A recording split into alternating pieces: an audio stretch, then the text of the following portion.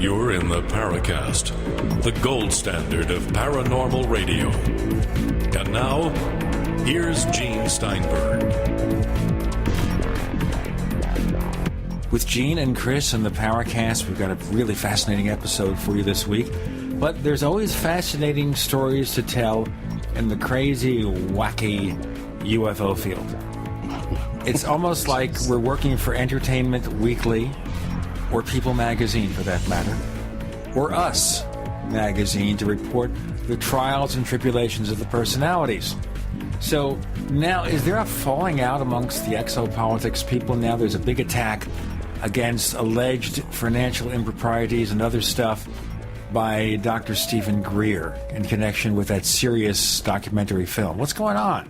I don't know, Gene. You have to kind of take all this with a grain of salt. The report is coming from Alfred Weber, and his track record, I think, is a little shoddy when it comes to getting facts correct. So I think we should not take this particular version of events at face value.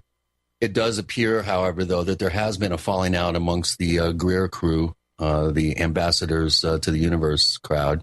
I'm not sure what to make of it. I could do a little digging on the backside of this to find out, but is it worth the effort, though? I mean, well, you know, it is, because Greer is quite.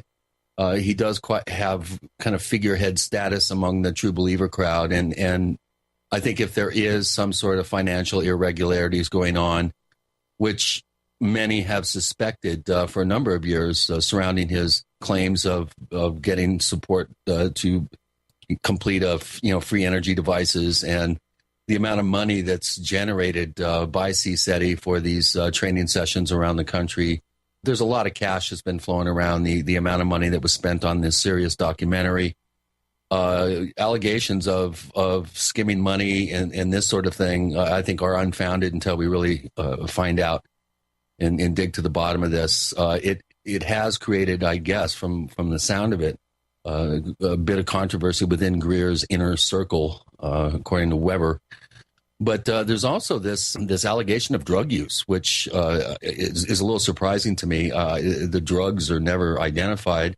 Someone, I think, in one of the comments suggested possibly steroids because of his bodybuilding efforts that he's kind of undergone in the last few years. And But you know what? Who cares? If the guy wants to kill himself with steroids, why do we care? We worry about athletes because, in a sense, they're cheating. But if a private citizen wants to take steroids, that's his problem. That's her problem. Yeah, well, steroids do have a tendency to affect behavior, and someone as public as Greer, I think, his behavior issues could be explained. I mean, there is a lot of posturing going on by the good doctor. He does have quite an inflated view of himself and his role as chief ambassador to the universe. So possibly some of these what appear to be delusions of grandeur may be partially due to some sort of behavior changes brought on by drug use. I'm not saying that that's the case. I don't see any proof of this. I think these types of allegations, just a very cavalier attitude that Weber took by just saying drug use. I mean, he's got to come up with something a little bit more concrete in order for that particular very salacious allegation to be taken seriously. Okay, here's what they say about sourcing. We always have to pay attention to how far removed this claim is. It said oneexopolitics.com, confidential source in direct contact with former Greer core team members. So, right, so it's secondhand. It's not so bad. I've heard worse. It's not someone who knows somebody who knows somebody. Well, so still, these types of claims need to be, we need a little bit more to go on than unnamed anonymous sources close to the doctor. Ask me if I care. Greer, to me, has been one of the people, at least in my humble opinion, that has brought more problems into this field than solutions. Of course, his disclosure efforts and getting witnesses together and whatnot, I have always seen it as being a way to legitimize and put a stamp of approval on his grandiose view of himself. And I told him 20 plus years ago that his message is more important than he is. And he's just gone off the deep end. I mean, years ago, he's been off the reservation for quite some time. I really think that he's created more problems than he's solved at this point. You know, Chris, one of the other things is here that he is still taken seriously in far too many places. You still see him turning up at supposedly serious UFO events. The citizens' hearing on disclosure, I think he was one of the worst offenses there. Yeah. Having him there, you know, we can say less for someone like Linda Moulton Howe, whose antics is just a sideshow compared to Greer. So I think they had him at the International MUFON conference this year, right. didn't they? But MUFON isn't a complete mess itself. Let's point out that MUFON has now yet another international director. I mean, for many years they had one, then they had another one. Now you've had another changeover in recent months, and you have this L.A. division of MUFON splitting off. The fact that they tend to allow more of the, shall we say, outrageous or extreme aspects in terms of UFO speakers and presentations at their events. I guess they're trying to reach out and reach more people, get a bigger audience, but how does that help in the cause of scientific UFO research? It doesn't. And I really have high hopes for Jan Harzen, who is the new president of International MUFON. I've known Jan for many years. He's very level-headed, extremely up to speed, very talented. He's a good businessman. He worked for many years for IBM. I think out of everyone that's been in that position, I think Jan has the skill set and the people skills, I think, to move MUFON hopefully forward in a positive direction. John Schuessler was close, but again, there were too many strings attached with his longtime relationship with Walt Andrus, and Jan is really I just can't say enough about him. I've always really appreciated his very down to earth and very sober analysis of the UFO phenomenon, and I think he's going to. I think he's really a good choice for the organization. We should talk to him on the Paracast, get an idea of his vision, because it's not just being level-headed, it's not just being serious, it's not just being a good business person, but somebody who can get in there, and if a few heads have to roll to right that ship, well, if he has the gumption to do that, we of course applaud it, because we need more serious UFO investigation. We don't need the kind of sideshows typified by the exopolitics people and certainly by Dr. Greer. Anyway, today we've got a fascinating session that you put together with two previous guests together for the first time on the Paracast. Tell us more. Scott Allen Roberts we've had on the show. We talked about his book covering ancient civilizations. He has a new book out that looks at the whole idea of the reptilian meme as it has progressed through culture since ancient times. Fascinating book. I'm looking forward to reading it. And Micah, of course, we had him on talking about his most recent work, the UFO Singularity, which I found fascinating. Micah is one of my favorite younger folks in the field. He's an extremely bright, out-of-the-box thinker, a very talented musician, I might add, too. His Runners of the Green Laurel bluegrass band is just world-class. And I really like Micah. He's extremely articulate. And the two of them together have put together what they're calling the Paradigm Symposium, last year being the first inaugural version of this hopefully annual conference that's held in the Minneapolis, St. Paul area. Well, I'll tell you what, it's been many years since I've been to Minneapolis, St. Paul, so I should look into that. Of course, Micah Hanks has had both of us on separately on his Gralien Report radio show. Correct. Okay, so let's get ready for this. We'll have Scott Allen Roberts, Micah Hanks. Up next, you're in the Paracast.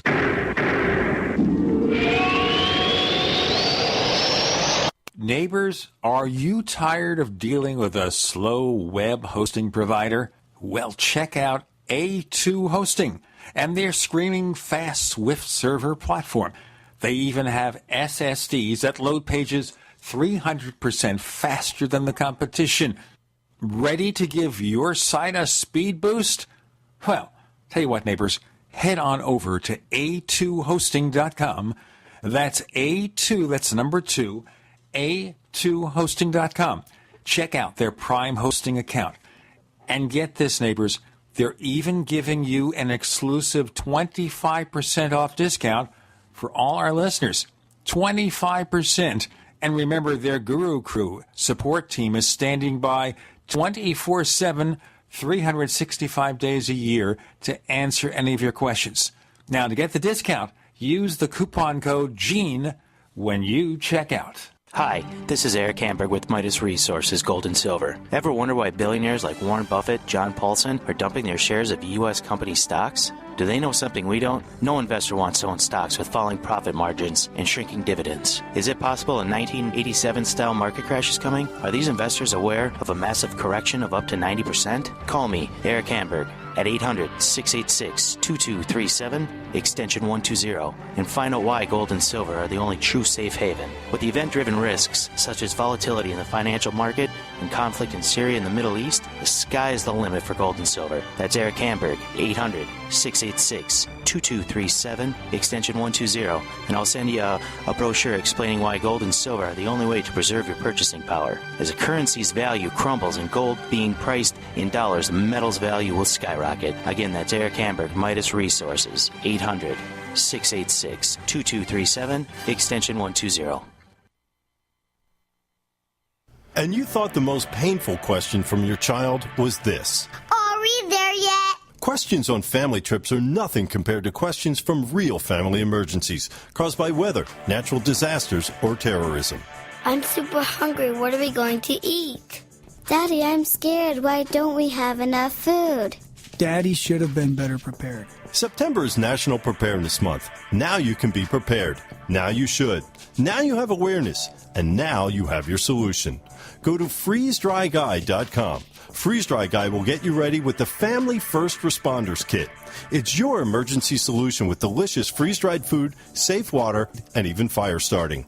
Call 866-404-3663, 866-404-FOOD. Or log on to freezedryguy.com. Protect your family now with emergency preparedness and say, We're there! freezedryguy.com.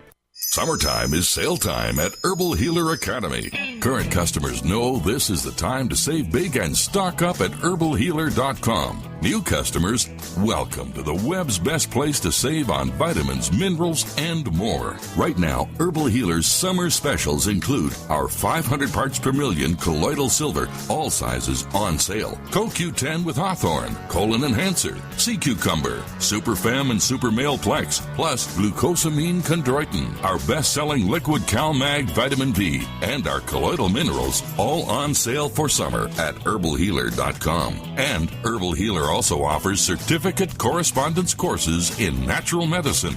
Enjoy same-day shipping and free online newsletter. Log on to our nation's leader in supplying quality natural medicine and education since 1988.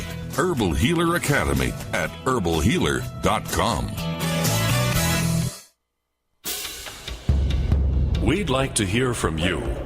If you have a comment or question about the Paracast, send it to news@theparacast.com. That's news@theparacast.com. And if you'd like to catch up on past episodes, we have hundreds of shows for you to download direct from theparacast.com. That's theparacast.com. Or check us out at iTunes. We have Gene, we have Chris, we have Micah Hanks with an interesting avatar on his Skype account that looks like a lazy green ET, not a gray, but a green. And then we have Scotty Roberts. And we're all together in one virtual room. And no room is too big for us. Our egos are not as large as a certain former emergency room doctor. But I don't want to get into that. But, you know, that former emergency room doctor is actually from my hometown down here in Asheville, North Carolina. And so, you know, there are a lot of interesting stories floating around about what he used to see floating around in the skies here in Asheville. But, yes, you're right. That's another story, guys. Great to be on the Paracast. Yeah, it's good to be here. I have no stories of emergency room doctors, but I'm good over here. Listeners, we'll leave that to the listeners to figure out who we're talking about. Well, actually, we talked about him in the previous segment. We were, of course, talking about you two behind your backs, as we are wont to do here on the Paracast. No, we talked about this guy. That's right. We have an introductory segment where we have at different people. You see, in the old days of the Paracast, we did that at the end of the show. Now we give you a week to digest what happened, and then we talk about people, but not always about the people. So you two guys are involved in a conference in Minneapolis, and let me tell you, the last time I was in Minneapolis was before most of you were born, I think. I don't think it was called Minneapolis then. It was just a cave. It was still like Pig's Eye or something like that. No, wait, that was St. Paul. Okay, in a Pig's Eye, but why would you have a paranormal event in Minneapolis? And I have to explain to you that I spent the longest 4 years of my life in a 13-month time frame in South Minnesota working for a radio station. And it got to be, 30 degrees below? And that's when it's warm? You know what? That's the big misnomer, I think, about Minnesota, is that now you lived here for 13 months. I've lived here for 52 years, practically. Minnesota gets a bad rap because it's got 2 weeks in the middle of the winter that are dead cold. And I mean dead cold. You could be subarctic. We could have a movie like The Thing filmed here, one of those stereotypical ice stations out in our backyard. You can get up to 6 feet of snow. You can get 30 below zero, actual temperature 75 with the wind chill. But in the summer, like last week, we had a 107-degree heat index with the humidity. It'll get up to 98 to 102 degrees with the 80% humidity.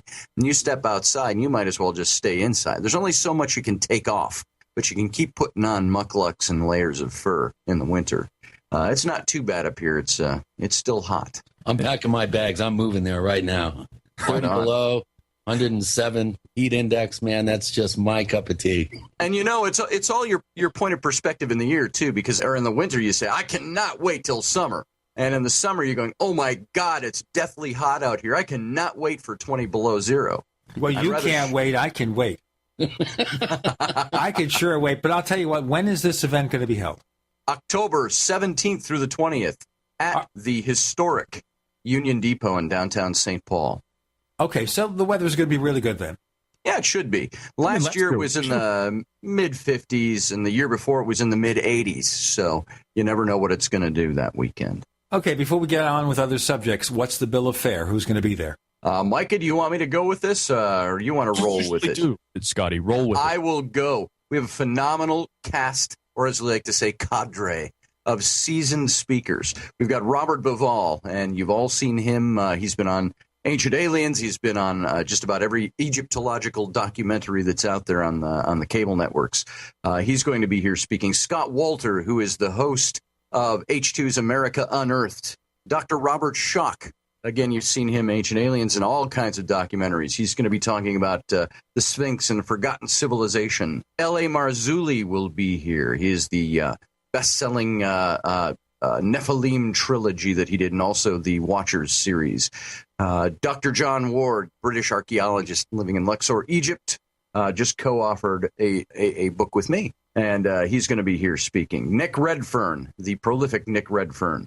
So he's going to get away from writing his 300 books a year to spend a few days with you guys. He's going to take a weekend off and probably drop down to 298 books this year. Oh, he's not. He's going to be in his hotel room writing the whole time. You know it. And as we like to say, as we're quipping here about the weather, Nick's probably pumped out another 62,000 words. So I understand he's fighting Brad Steiger to become the most prolific paranormal author on the planet. Well, yeah.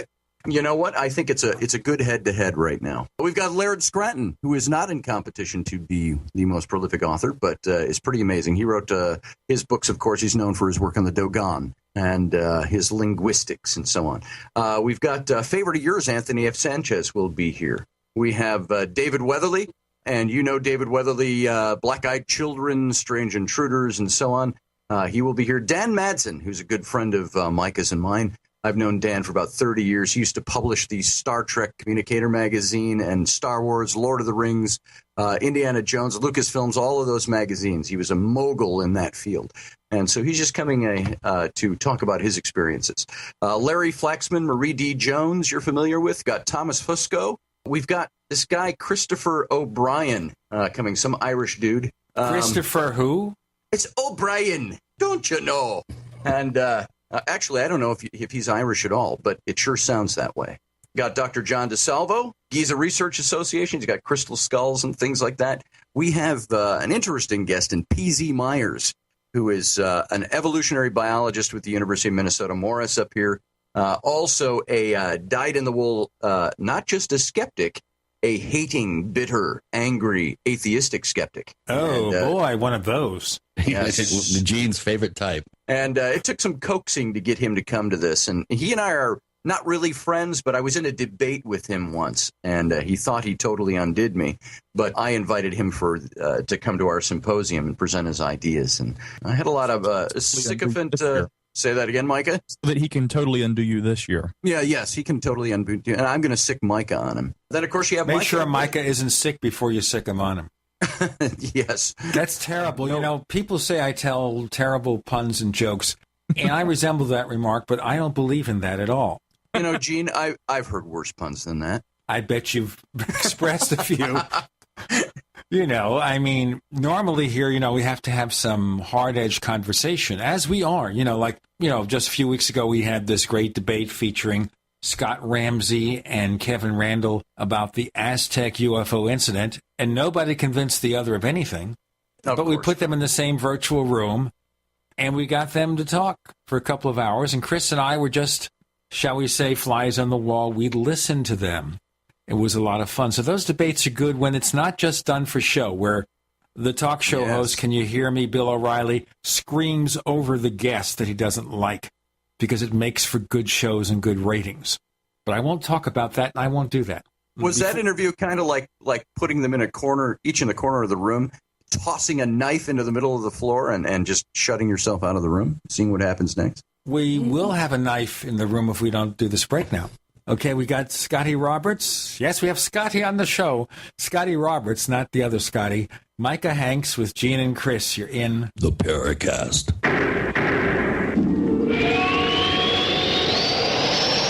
The GCN Radio Network, providing the world with hard-hitting talk radio. GCN. Great talk radio starts here. If you want to get your website online and you need reliable service, first-class service at the lowest possible price, there's only one place to go. Well, DreamHost has a special promotion with our show where they'll offer you unlimited disk space, unlimited bandwidth, one-click web apps such as WordPress, 24/7 support. You can save over $55. You want to know how? Go to dreamhost.com/radio, dreamhost.com/radio. Whether it's personal mail, whether it's business email, you want reliable, dependable delivery, freedom from spam, freedom from viruses. Well, Polaris Mail offers professional email hosting services for your personal or small business use. Each account uses 25 gigabytes of storage, an easy-to-use webmail interface, and full mobile sync. Sign up today for a 30-day free trial at polarismail.com, polarismail.com. Hi there. My name is Frank Bates. What I'm about to tell you in the next 60 seconds could get me in a lot of trouble. I just created a free video presentation at 123coverup.com that exposes the electricity monopolies and government agencies for what they really are, incompetent, lying crooks that are counting on your ignorance and fear to keep your power bills criminally high. Some have called this a conspiracy. Others have called it a cover-up, and you will be shocked to find out how deep the conspiracy goes. My video at 123coverup.com exposes the truth and shows you the secret of how I beat them and how you can beat them too. Watch the controversial video that thousands of other smart patriots have already seen in the last 3 months. Go to 123coverup.com and discover one weird trick to slash your power bill and protect your home. Go watch my video now at 123coverup.com before they force me to shut it down. Again, that's 123coverup.com. For over 5 years, you've been hearing about the Berkey guy, so you may know a few things about him. For example, you are well aware of the superior quality and effectiveness of Berkey water filters and accessories. But did you know the Berkeys have had independent lab tests done to prove just how effective they are? It's true, and he can email you the test results. Just visit GoBerkey.com. You may also know that the Berkey Guy has helped tens of thousands of people get better prepared. Now here's something you may not know. GoBerkey.com has amazing specials and deals all the time on a wide variety of survival and preparedness products. Most ready to ship same day. Visit the Berkey Guy at GoBerkey.com and be sure to click the red Products on Sale Now button. You can always call toll-free 877-886-3653. Again, that's 877-886-3653. GoBerkey.com, home of the Berkey Guy. Times are changing, and violent crimes against law-abiding citizens are out of control.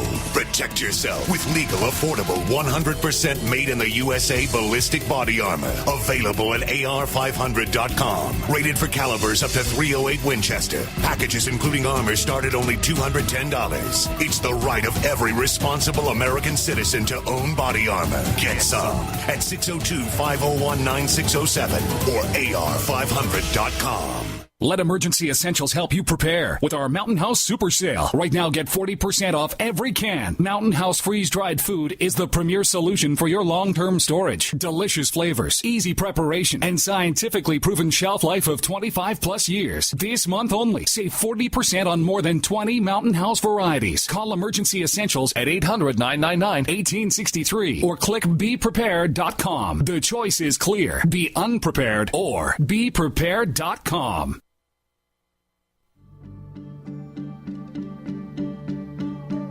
Hi, this is nuclear physicist lecturer Stanton Friedman. You are listening to the Paracast, the gold standard of paranormal radio.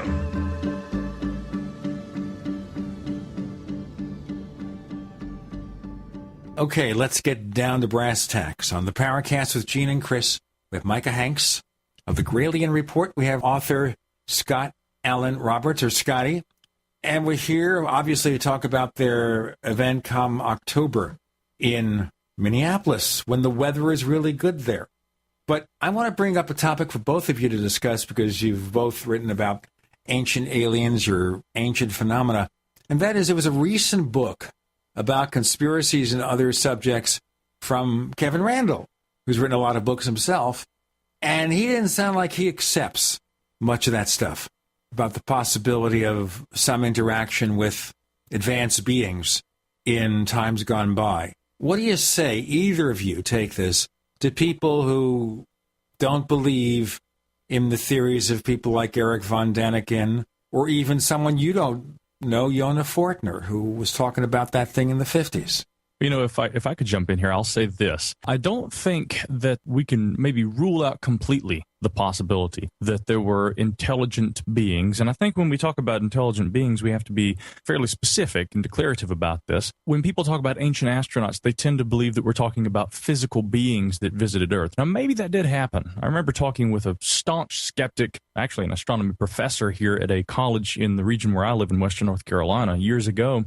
And he was so dismissive of the idea of UFO reports, despite Blue Book, despite Hynek and Vallée and all the researchers who've come and gone and studied and presented what I think at times is pretty credible evidence of something going on, whether or not you look at that as being alien. And the gentleman, when it came to the discussion of UFOs, said, I've never seen credible evidence of anything that's visited Earth in the present day, but I wouldn't doubt that maybe in ancient times we were visited. I thought about that, and to me that's such a strange statement, because how do you prove that Earth was visited in ancient times, and how do you say that there's no proof of that in the modern era with the plethora of information available to us, which I think in a lot of instances, the more debunker-style skeptics, Jim Marrs makes a distinction between debunkers and just skeptics. I mean, I'm a skeptical researcher. Some people literally have a predisposition toward debunking, which shows an ideological component to this. So how is it that a person can say that there's no evidence of something going on that we could call the UFO phenomenon? I don't think that you can make that as a fair statement. I also think that when it comes to ancient aliens,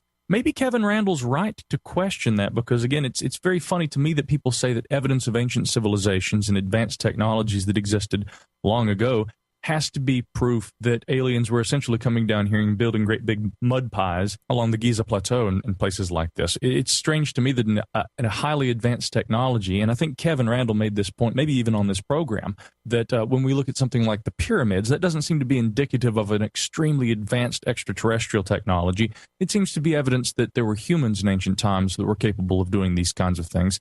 And I have to say, in relation to Paradigm Symposium, since we do deal with that subject a lot, at the symposium, I want to make it clear I personally don't endorse ancient alien theories. I look at ancient mysteries, and I will look at a ufological component to some of those. I don't look at ancient mysteries like the pyramids, like the Sphinx, and some of these other ancient sites as being direct evidence of alien interaction with Earthlings long ago. What he said. That's pretty much along the lines where I would be. Some of the last statements Micah made is that I don't personally endorse the ancient alien theory. I have written about it. I have talked about it. I've said, I put it in this kind of tone. I say, I'm intrigued by that theory, and I cannot be absolutely 100% dismissive of it. But I would need to have, and this is where it smacks of some of the, maybe your more stalwart skeptics out there. I tend to be skeptical, but I want to have more proof before I can say that this exists. I'm not the guy to go out there and put shovel in the dirt and try to start to do archaeological digs and try to find this. The people that are working on these things, that's great. Putting forth a notion doesn't mean a damn thing to me. If you have a notion that means something and has some evidentiary backing, then I can get that. I can understand it. I see some of the things that are put forward with ancient alien theory that sound pretty plausible, but plausibility is as far as I've seen it taken. Plausibility doesn't necessarily mean actuality. And of course, conversations we've all had before on our own and in different settings is, you can muse as much as you want about how perhaps the ancient gods, devils, demons, angels, everything in between, ancient mankind labeled what they saw as those things. Perhaps they had encounters with non-human entities. Perhaps there is a god that is over it all. Perhaps there are aliens. Perhaps there are something else. We don't know because, frankly, we weren't there. Trying to sift through the evidence that's available really leaves you scratching your head and saying, it looks interesting, but I don't know. And I like to chalk a lot of this up to it's almost a reworking of ancient mythology. You've got ancient mythology re-emerging as the alien mythos today. And so for me to say that I fully adhere to the ancient alien theory would just be wrong.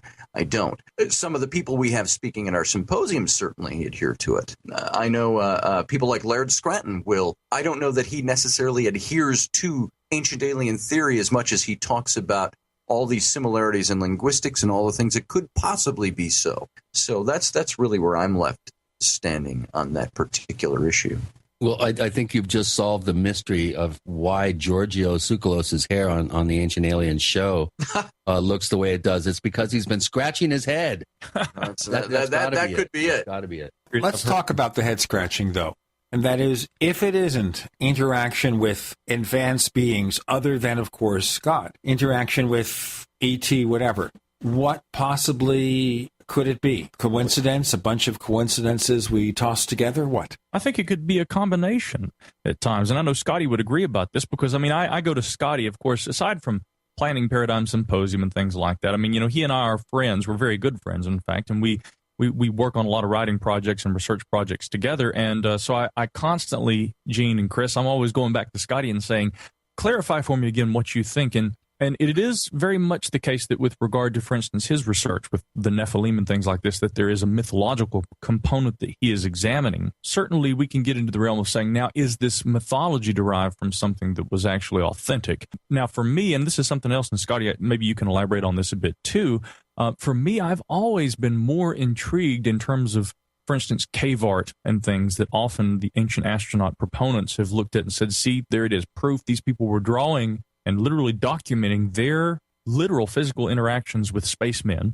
I look at those cave drawings, I look at these sorts of evidences, and I say, well, I've also read really good fiction. You could look at a book by Poul Anderson or H. Beam Piper, and you could say, did this individual have an encounter with an alien being, and did they write that down, and that this clearly what is intended to be a fiction novel, was this inspired by an actual circumstance?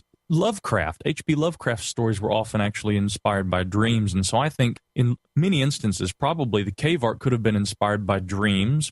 Or if we wanted to kind of follow the research of Terence McKenna, we might say that there was a component, similar to the ecstatic visions of the shaman, and that, a shamanistic kind of a vision could also have maybe produced these kinds of experiences. But when you get into the work of researchers like Slavik Vojdovich and Dr. Rick Strassman, and the DMT studies that were carried out, I believe it was Arizona State University in the 1990s, not only do you find a lot of parallels between people's reports of the entities that they allegedly encountered during the DMT state, many of those participants said that it was a very realistic, almost a lifelike or even a hyper-realistic interaction they had with these beings. And this is what's incredible to me, because again, I could talk about all these other esoteric areas. I'm best known as a UFO researcher.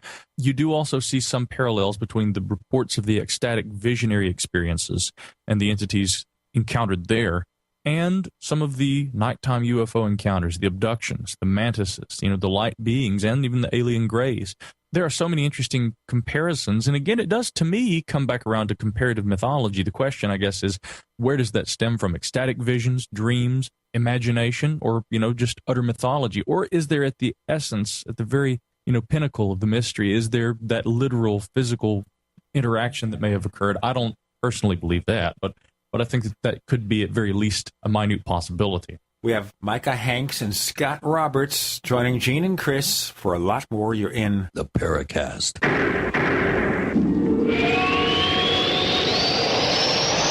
America's #1 source for independent talk radio for over a decade. We are the GCN Radio Network. Is there a secret UFO agenda? Do strange creatures from the darkest corners of the mind roam the earth? Is there evidence for mind control, time travel, or devious government conspiracies? Find out the inside scoop on the latest conspiracies, paranormal activity, and Fortean phenomena when you subscribe to Tim Beckley's Conspiracy Journal. It's jam-packed with stories, special book and DVD promotions, and the best news, it's absolutely free, sent right to your mailbox. Plus, a bonus free email newsletter sent out every Friday. Simply send an email with your name and address to Mr. UFO at webtv.net. That's Mr. UFO at webtv.net. Find out what they don't want you to know. There is only one detox product that stands out above the rest. Micro Plant Powder. And it's available only at hempusa.org. Micro Plant Powder does wonders by removing toxins from the body. Detoxification is a vital process that's extremely important for restoring your health. Micro Plant Powder is available in 8 different formulations, and we can help you choose the one that's perfect for your lifestyle. Micro Plant Powder is 100% chemical-free, non-GMO, anti-inflammatory, gluten-free, and packaged by hand in BPA-free containers. HempUSA.org wants you to be healthy, and Micro Plant Powder is one of the best ways we know to detoxify your body from head to toe, all for about $10 a month. Take back your life and enjoy living again with Micro Plant Powder. Call 888-910-4367. That's 888-910-4367. Micro Plant Powder. Available only at hempusa.org. There are those curious about Bitcoins and those using and making money with Bitcoins. What are Bitcoins? A Bitcoin is the first decentralized currency that can be easily transferred from person to person over the internet. No bank needed. This means lower fees, and accounts can never be frozen, limited, or closed. You are in control of your money. And the best part? You can start earning and making money with Bitcoins right away. No computer or expertise is required to earn money with Bitcoins, and a growing number of merchants now accept Bitcoins. Plus, they're easily exchanged for dollars, euros, and more. Learn more about the easiest, cheapest, most profitable way to enter the Bitcoin market and get paid every 2 weeks by one of the fastest-growing Bitcoin miners in the world at cloudhashing.com. Just like it sounds, cloudhashing.com. That's cloudhashing.com. We mine your business.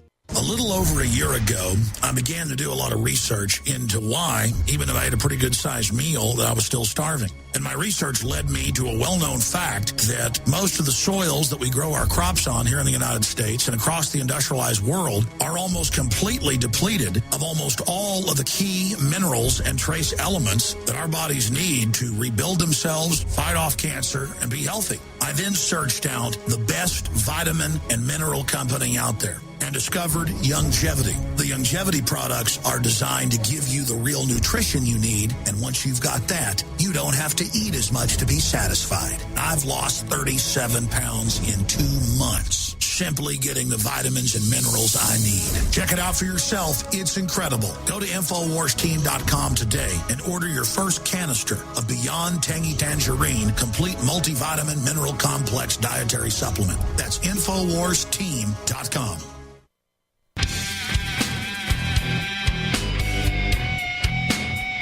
This is Kurt Sotheby, author of UFO Mysteries, and you're listening to the Paracast. With Gene and Chris and Micah Hanks and Scotty Roberts. So what causes all these things to be perceived?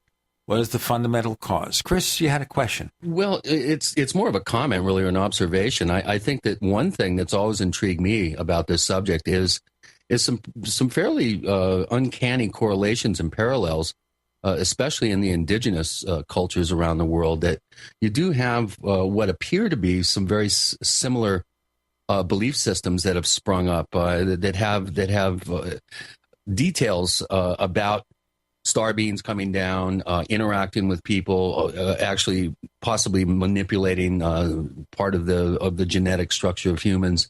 These types of correlations, I think, are very intriguing and indicate something. But, you know, again, I think as Micah points out, I mean, ecstatic experiences, chemically induced visions, those sorts of things do also have correlations. So it's very difficult to really, look at, especially in the non-oral traditions or the oral traditions that are not written down. It's extremely difficult to really pin some of these correlations down. But I do feel that there's something there. The History Channel sure does. I think they're going into their 7th season now of Ancient Aliens. Talk about beating a dead horse. I don't know how they're doing it, but they're managing to come up with more and more angles looking at this particular subject. It's very popular. I can't begin to count how many books I've seen in the last 4 years that have ancient alien or a derivation of that term. There's been a bunch of them, and it's really it's a big subject right now out there. Of course, we have in the fiction world that long series, and there were several series based on the concept of Stargate and Stargate SG-1, which started out as a science fiction story about ancient aliens leaving this wormhole or transportation device called a Stargate and how they interacted with us in ancient times. All right, so can we assume then that if all these things are being reported through history, interpreted within the cultural conditions of the time, that when we see UFOs and think they're spaceships, it's all the same thing? It's all the same cause. I think there's something to that. If you speak anthropologically or archaeologically, you're going to say that civilizations around the world, by virtue of research and study, have all developed in some kind of equanimous fashion. They have all had very similar stories, very similar mythologies, and so on. And they chalk that up to just human beings developing at the same type of rate. And we developed certain kinds of mythologies and certain kinds of religions. It's all just a pattern of human development. Yet, you look at some of these things. For instance, if you look at the Noah and the Ark story in the book of Genesis, there are over 600 different cultural, religious, tribal stories out there, ancient stories of major flood myths. Related to most of them are spirit beings and visitations and interminglings with humans and some god or greater being wanting to wipe them out with a great flood. Is that indicative of a singular event that took place and everybody experienced that, or the stories just spread out and they kept retelling the stories. If you look at a cave wall, something Micah was mentioning a little earlier, the things that may have been chemically induced, visions and dream quests and things like that, and they record these on cave walls and paintings and carvings. Being an artist and an illustrator, there are days where I sit down and I feel like it's awfully fun to sit down and do an illustrated story. And it isn't because I was chemically induced, sad to say. It has nothing to do with a dream or a vision. It just might have to be an idea. I want to tell a story. How do we know that some of the things that we've seen on these wall paintings that date back thousands of years aren't just the resident priest or witch doctor or resident artist that said, I got a great story and I want to put it up here on the wall? These are the questions we have to start asking when we look at all of this. Is what looks like similarities, it's either stark similarities and they do all correspond to each other, or it is this equal development of human culture, anthropologically speaking, or it could just be guys drawn on cave walls. But, that also raises the question about sacred texts. You know which ones I mean. Right. Were they meant to be fables? Were they meant to be historical documents? Were they meant to be the equivalent of a science fiction novel from 2,000 years ago? That's, of course, a big argument. And how would we know if they're picked up maybe hundreds of years later and someone said, boy, we can start a religion from this? And they did that, of course, with a certain science fiction writer in modern times. And we don't want to get into Scientology at all. On that point specifically, if you look at the Hebrew religion and you look at, and I don't want to offend anybody's sensibilities out there who's listening to this, but you look at Moses, a man who I believe was an historical figure. He created Judaism, in a sense, virtually out of whole cloth. You look at the book of Genesis, which is attributed to him. Look at the stories of creation. And then start comparing them to stories that existed in different cultures, the Mesopotamian cultures, 1,500 and 2,000 years earlier. And you have such stark similarities in deity names, in functions of deities, in outcomes. Just in a quick nutshell, you've got Elil and Enki Ea from the Mesopotamian culture, the Anunnaki, creating man, primeval man. And the humans rebel, and one of the gods, Enki, Ea, comes down and helps deliver them and is cast into the subterranean caverns of the earth to dwell forever. You go to the Genesis story. Instead of Elil as the chief god, you now have El, the Hebrew word for God from the Canaanite culture, who becomes it becomes Elohim, El Shaddai, El Elyon. You have Enki, Ea is the base word for Yahweh, which is Jehovah. And with the migration of religion over that 1,500 to 2,000 years, you've got these religions incorporated. Instead of the gods creating primeval men to do work for them, you have the Genesis story. God creates man and woman and puts them in the garden to do what? To till the ground and keep it for him. And then there's rebellion, and there's the serpentine connections, and there's the subterranean caverns of the earth connections, and the forbidden knowledge connections. And all of these things, when you look at just that story alone in human culture, you say, boy, Judaism, as we know it today, Old Testament religion, was really founded on something much older. And even if you remember the story where Moses is at the burning bush, what does God say? You tell them, I am sent you. I am that I am. Now, what's very interesting about that phrase, and the person who did the work on this was David Roll, linguistically.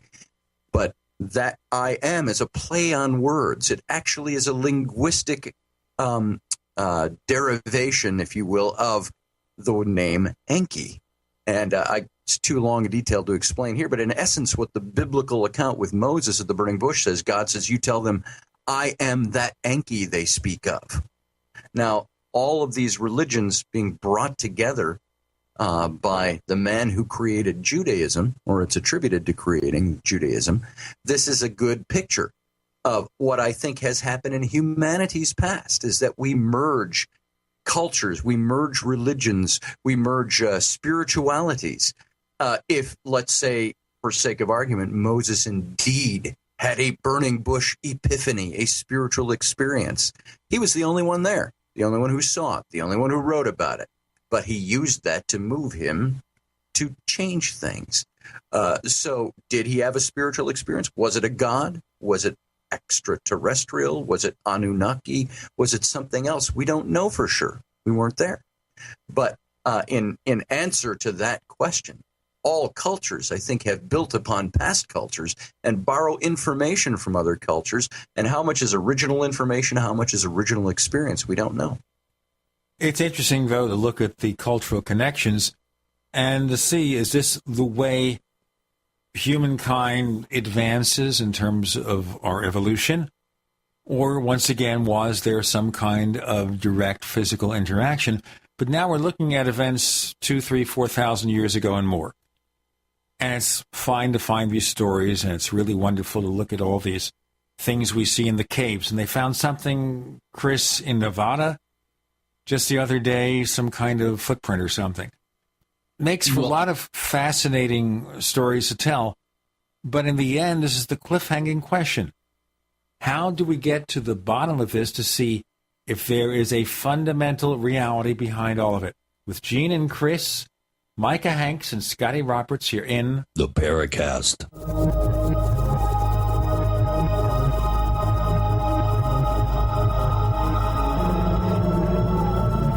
Are you tired of searching for great talk radio? Something more important. Search no more. We are the GCN Radio Network. Hi, this is Ted Anderson. If you'd like to listen to GCN programs on the go, I have great news. GCN has created a Droid and iPhone application, and it's free. Just as easy as going to GCNlive.com, click on the banner, and download. Before you know it, you'll be listening to your favorite hard-hitting GCN shows, live or on demand, right on your Droid or iPhone, 24/7 and on the go. So download the Droid and iPhone app free by clicking on the banner at GCNlive.com. Thanks again for listening to GCNlive.com. Again, that's GCNlive.com. We the people grow cotton, weave fabric, engrave ink, embed strips and fibers to protect from counterfeit and carting to a private bank, having it led back at interest, forcing taxes to service debt. This capitalism, or was Jefferson correct when stating a central bank issuing the public currency is a greater menace to the liberties of the people than a standing army? Ted Anderson, I'm placing a free silver dollar in a book that explains our monetary system. Call for your copy, 800-686-2237. It's time to understand the system. Call 800-686-2237. That's 800-686-2237. Can Heart and Body Extract help with other ailments besides heart conditions, high blood pressure, clogged arteries, or unbalanced cholesterol? It did for Karen. I've been using Heart and Body Extract for approximately 2 weeks. I've had an earwax buildup problem for many years, with over-the-counter stuff not working at all. I had very poor hearing due to this earwax buildup. Well, after 2 weeks of taking Heart and Body Extract, my earwax buildup almost completely cleared up. Could this be the effect of better body circulation? Heart and Body Extract is an effective 100% organic nutritional supplement specially formulated to allow your body to heal itself. My hearing is almost completely back to normal. I'm amazed. Order by calling 866-295-5305 or online at hbextract.com. That's 866-295-5305 or hbextract.com. Heart and Body Extract for long and healthy life.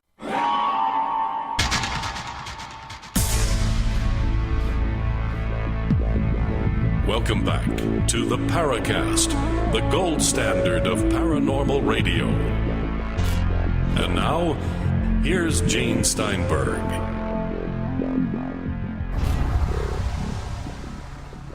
With Gene and Chris and Scotty Roberts and Micah Hanks, a roundtable discussion as we look to the past for strange events, myth, reality, something in between. Chris, you had a comment? Yeah, I think, Scotty, you mentioned the whole archetype of the reptilian form and how that you see correlations, across all the continents. The indigenous cultures here in North America talk about Palulu-Kang, the subterranean serpent that holds the earth in balance. You have the Nagas in the Tibetan Buddhist tradition.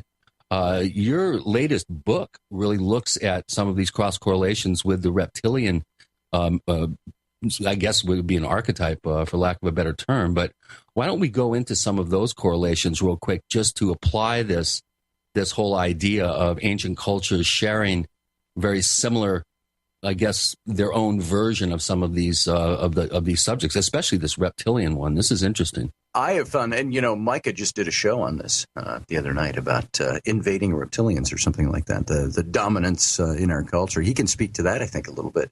But the reptilians, as I see them, I talk about them as being this a pervasive presence throughout human history. You find them in almost every culture, almost every religion, in one form or another. And you find them in simple things. I even went down to identifying things. You find them where you don't even think about it. Of course, the medical caduceus is the first one we look at, the two serpents wrapped around the pole. But we don't think of things like even the rattlesnake on the "Don't Tread on Me" colonial American flag. The serpent shows up in so many peculiar places as a symbol of something, a symbol of strength, a symbol of power. It's a symbol that represented at the same time both good and evil. You had the Chinese dragon that was happy. He was a happy character. He was fun, fertility, and bringing joy to its people. Never a cursed thing at all.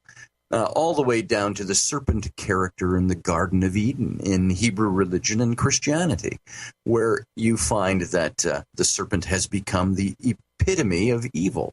It's interesting when you start looking even on that point. You start looking into Gnosticism and some of the other religions that speak to that very thing, and you will find that they start bringing in this duality in religion. How the religion will use, or Judeo-Christianity has used the serpent to represent one thing, when in reality it meant something else. And the duality being is that there's something completely different underneath the surface. There's a completely different subtext to all of this. Beings angered with each other and fighting each other, the Elohim versus Jehovah, and things like that. It comes up with all different kinds of religious theories that are actually laced in the subtext of all of these things. The serpent, you find him everywhere, just hitting some of them lightly. You look at Quetzalcoatl of the Mayans, the feathered serpent god. And what did he do? He brought the forbidden knowledge of the gods to the humans, and he was condemned for this. You have Krishna in the Hindu religions, who sat atop a coiled serpent beneath the banyan tree in a beautiful garden and dispensed the forbidden knowledge of the gods to the humans, and in part this played in his demise. You have this archetype repeated over and over and over again in human history, where there is some dispensing of knowledge to the human race in the mythologies and in the spiritualities that is linked to some serpentine that ends up in that serpentine either causing demise or the eradication of those delivering the knowledge. And you even have this in the book of Genesis, and I'll just say this and maybe move on. Micah's got some good things I'm sure he can throw in here. But in the book of Genesis, right after the story of Adam and Eve, and what does Eve do? She takes the fruit and eats it because the serpent character beguiles her, or seduces her, as it is in Hebrew. And immediately you have a verse in Genesis 3 where it says, and Elohim, the name used for God the most in the Old Testament, which is a plurality as well as a singular, and Elohim said, the humans have eaten of the tree of the knowledge of good and evil and become just like us. Let us, therefore, prevent them from also eating of the tree of life, lest they become like gods. And then you've got all the fallout of the Garden of Eden story. So you look at these tales. If you are Judeo-Christian by faith, you're going to believe them, and you say, that's fact. If you try to step outside that box and look back in, you say, that looks like an awful lot of other mythologies out there. And they all merge at the edges. And so there's this great reptilian mythos out there that I think the modern version of that is the reptilian subculture. And by the way, I was chided on a radio show once by a caller was one of the other hosts on their network, and he called in with just enraged with me because I was talking about it being mythological. And he said, you can go to the internet and you can see thousands of pictures of our world leaders with reptilian eyes and shape-shifting. How dare you say it's mythology? So I just hey, that's it. You just proved it right there.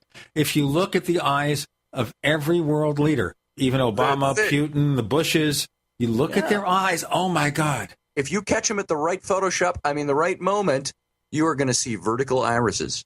Of course, if you look at that TV show, V, that's them. Yes. You know, people that claim this, that these close-ups of Hillary Clinton or George Bush or whatever, I mean, those are artifacts from video compression. They will claim, well, I did nothing to that video. Now, by the way, in my mockery of the things that are worthy of being mocked, don't misinterpret that as me saying there is no possibility here of any of this being true. I'm not talking about the photographs. I'm talking about the theories behind it. That there is something that could be that, as Dr. John Ward puts it, he talks about that hidden hand in human events. Is there a hidden hand in human events? Is there a reptilian connection to that? Or something that we've translated into the reptilian connection? For me to say it does not exist would be woefully arrogant. So I like to say I cannot prove that it exists. It's intriguing to talk about how it exists, and it looks like there might be some veracity to some of this, but we don't know for sure. Well, Michael, where do you come down on this whole idea of this reptilian, I guess, fact or correlation? You know, again, I would come back around to the ecstatic visions and the DMT experiences, because, you know, this is one of the first areas of interest that I began to publish about these kinds of presences, I guess you could call them that. Because, again, when we talk about literal interactions with actual reptilians, I think that we should probably say that. I know a lot of listeners are aware of this, and while there is that mythological, you know, aspect to this, there are a lot of people out there in UFO circles who literally think that there are, these vile reptilian aliens that are trying to take over the world, and that, guys like David Icke have come out and said, or Icke or Icky, I've heard it pronounced both ways, but, that there are literally contingents of reptilian human hybrids among our world leaders who are trying to take over the world, which has spawned memes, and of course we find these photoshopped images online, and then people who are actually making assertions about what you just mentioned, Chris, literal, I guess they're really digital artifacts and things that can cause a person's eye to appear strange when they blink. I had a little fun with it one time when I did a video interview, and at one point I blinked and both my eyes for a moment turned this bright silver. It was because of the Skype connection, but of course, I told everybody there it is, it's proof I'm a reptilian hybrid. There is it's very interesting because for some reason people do tend to believe, certain factions of the UFO community especially do tend to believe that this is one element of the ongoing interaction that we humans are having with extraterrestrials. Now, again, I don't hold that view, but I'm a lot like Kevin Randall in the sense that I also don't think that abduction is something that necessarily should be examined at all times alongside UFO research because of the parallels between what we see with abduction and, of course, these ecstatic experiences and things where, again, you'll find that people often do make mention of seeing reptilian beings and things like that. I don't doubt that people have had what they believe are real experiences where they have encountered what they would call a reptilian. I've got to break it here. Reptilian break. Scotty Roberts, Micah Hanks with Gene and Chris. You're in the Paracast.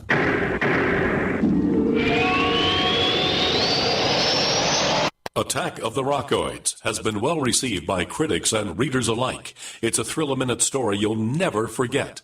A former U.S. military intelligence officer is haunted by intense dreams about a beautiful woman pleading for his help after a terrible battle in outer space. But the dreams turn out to be true and thrust him into a telepathic love affair with a woman whose faraway planet is intent on destroying the Earth. And now the gripping tale continues in The Coming of the Protectors.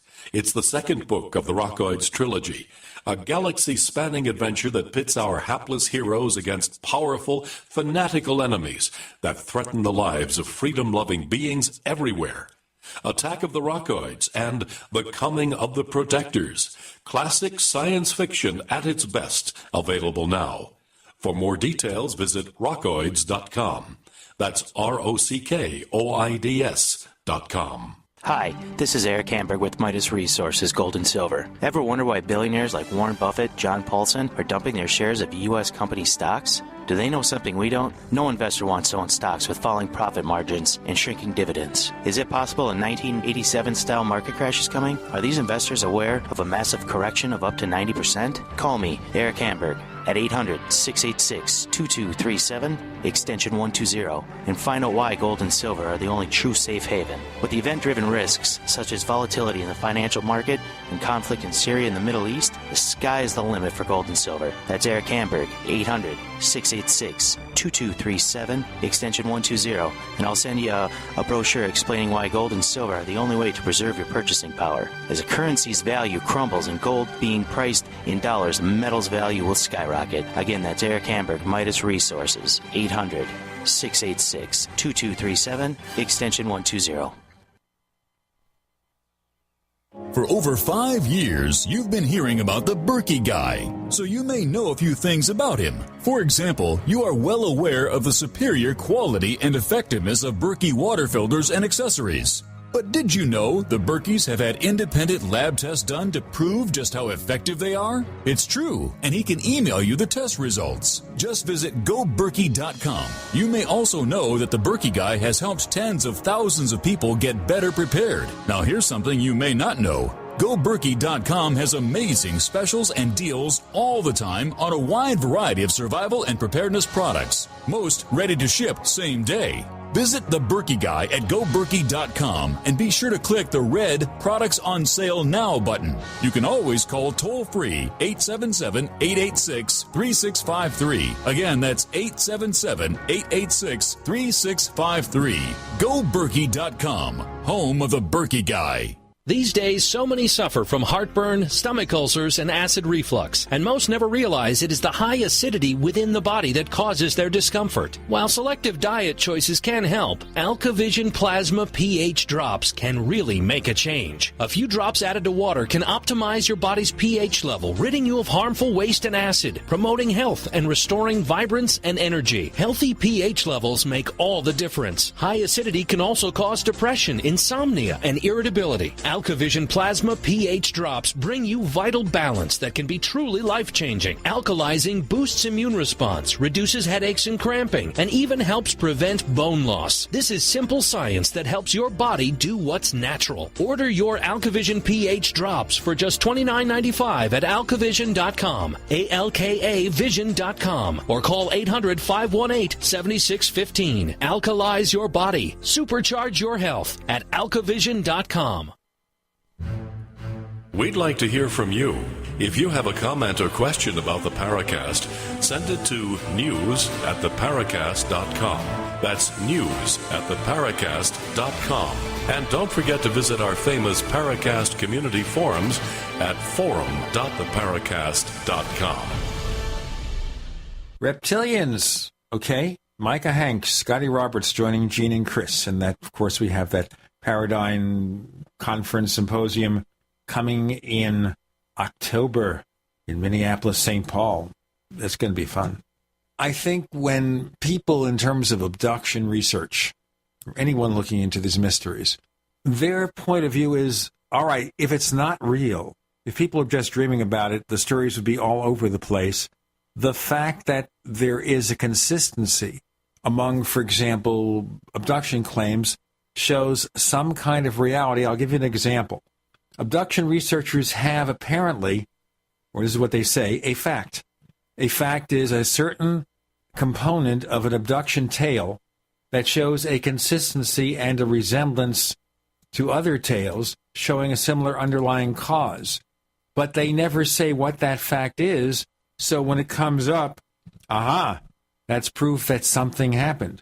So the question is here, does consistency show reality or just part of the human psyche? I like that you bring up the fact, by the way, Gene. I remember Ray Palmer, of course, I believe, had been the one who had begun to talk about a fact that he could, Right. Well, I didn't want to say Ray Palmer because I remember that well, and that's been the subject of a couple of episodes of the Paracast over this year. Yeah, absolutely. So we don't have to get into Ray Palmer right now, but bringing it back around to abduction, again, what you point out is that people will often look at the consistency of the experience, and they will say, see, there's clearly something going on here. Now, I won't deny that. I will say, however, though, that people have abduction-like experiences that sometimes occur from, outside the conventional UFO close encounter. Some people have actually had what we might term an abduction experience that occurs completely outside of anything in relation to a flying saucer, a UFO, or any other kind of unidentified aircraft. Now, then again, there are also some object reports that obviously involve what appears to be an abduction just as well, such as the Travis Walton incident, or one of my favorites, the Pascagoula, Mississippi abduction in 1973. And so I think that you can't rule out that there is a component where people claim that they see a UFO, by definition, are taken aboard that craft and have this experience in an exotic environment with exotic-looking beings. But then maybe we should also look at some of the alternative aspects that can not only maybe explain aspects of that, but at least give us, a different perspective on what underlying the abduction phenomenon could be going on. In the book Revelations, and also to an extent in Messengers of Deception, Jacques Vallée talked about the fact that he felt that there could be subversive terrestrial technologies that could be producing essentially these kind of abduction experiences. Now, Vallée, I think he put up very interesting questions, and even if you just look at that as speculation, you have to say, and he claimed also that he had a fact to an extent, but that he couldn't produce all the information about that for reasons of anonymity and things like that, for which he drew a lot of criticism at times. But I think that even if you just look at that in a speculative fashion, what Vallée inspired us to do was say, okay, we know that humans exist. Could there be a human explanation behind some of the abduction reports? Even some researchers like Whitley Strieber have talked about that over the years. I don't think we can rule that out in terms of the broad-reaching UFO phenomenon. We can't always assert that there is something alien going on, and the consistency of, again, the reptilian meme or archetype, we can't say that that is therefore proof that reptilians are trying to control planet Earth and abduct us and probe us and all of that sort of thing. I definitely think there's a phenomenon. I'm not sure what that is, and I don't know if it's alien. And as I suggested before, maybe we're seeing aliens because that's part of our culture. Well, if we followed Vallée's determinations, he had said again that he felt that the fairy folklore of the British Isles and other world cultures from, the past was parallel to what we perceive as the UFO phenomenon today. Now, if we all evolve, if transhumanism takes place or something like that, and we all become, the aliens that we perceive today, what will aliens perceive? Will they perceive humans? Who knows? It could be very strange. Perhaps they're wondering when we're going to visit them. Yes. You've got some alien on some godforsaken planet in some godforsaken galaxy billions of light years from here holding up a sign saying, "Take me home." And I was going to suggest, and Micah brought it up too, the whole notion of, you think, of course, of the Celtic fairies, the Irish fairy folk, the Fae, and all the different, the Ben-Shay and the She, all of these different entities that are there. You've got Roman Catholicism in their theology will teach you that all of these types of beings exist. They were the spirits that were too good for hell but too bad for heaven back during the wars in heaven. And so Roman Catholic theology will say that they were cast to the earth, and they have they're not necessarily evil, but they're not necessarily good either. Then you will have, like Micah says, the Jacques Vallée. I don't know if he put this forward as much, but there are certainly researchers and theologians that will try to align the fairy folk with the demonic and with the alien and kind of lump those all together. I've got a book here, something called Unholy Communion, written by a couple of evangelicals that talks about this very thing. And so the theories are certainly that abound out there with all the different types of spirit beings, that you might be just having different incarnations of the same thing. Be they all aliens, all demonic, all angelic, all spirit, all something different, or all different kinds of things. We don't know. All right, so I think there's another question that we'll ask from the skeptical point of view. And that is, these are great stories to collect, and some of those things we find in caves and these artifacts are intriguing. But is there ever any way we can prove anything without this outside force making itself known, if there is an independent outside force?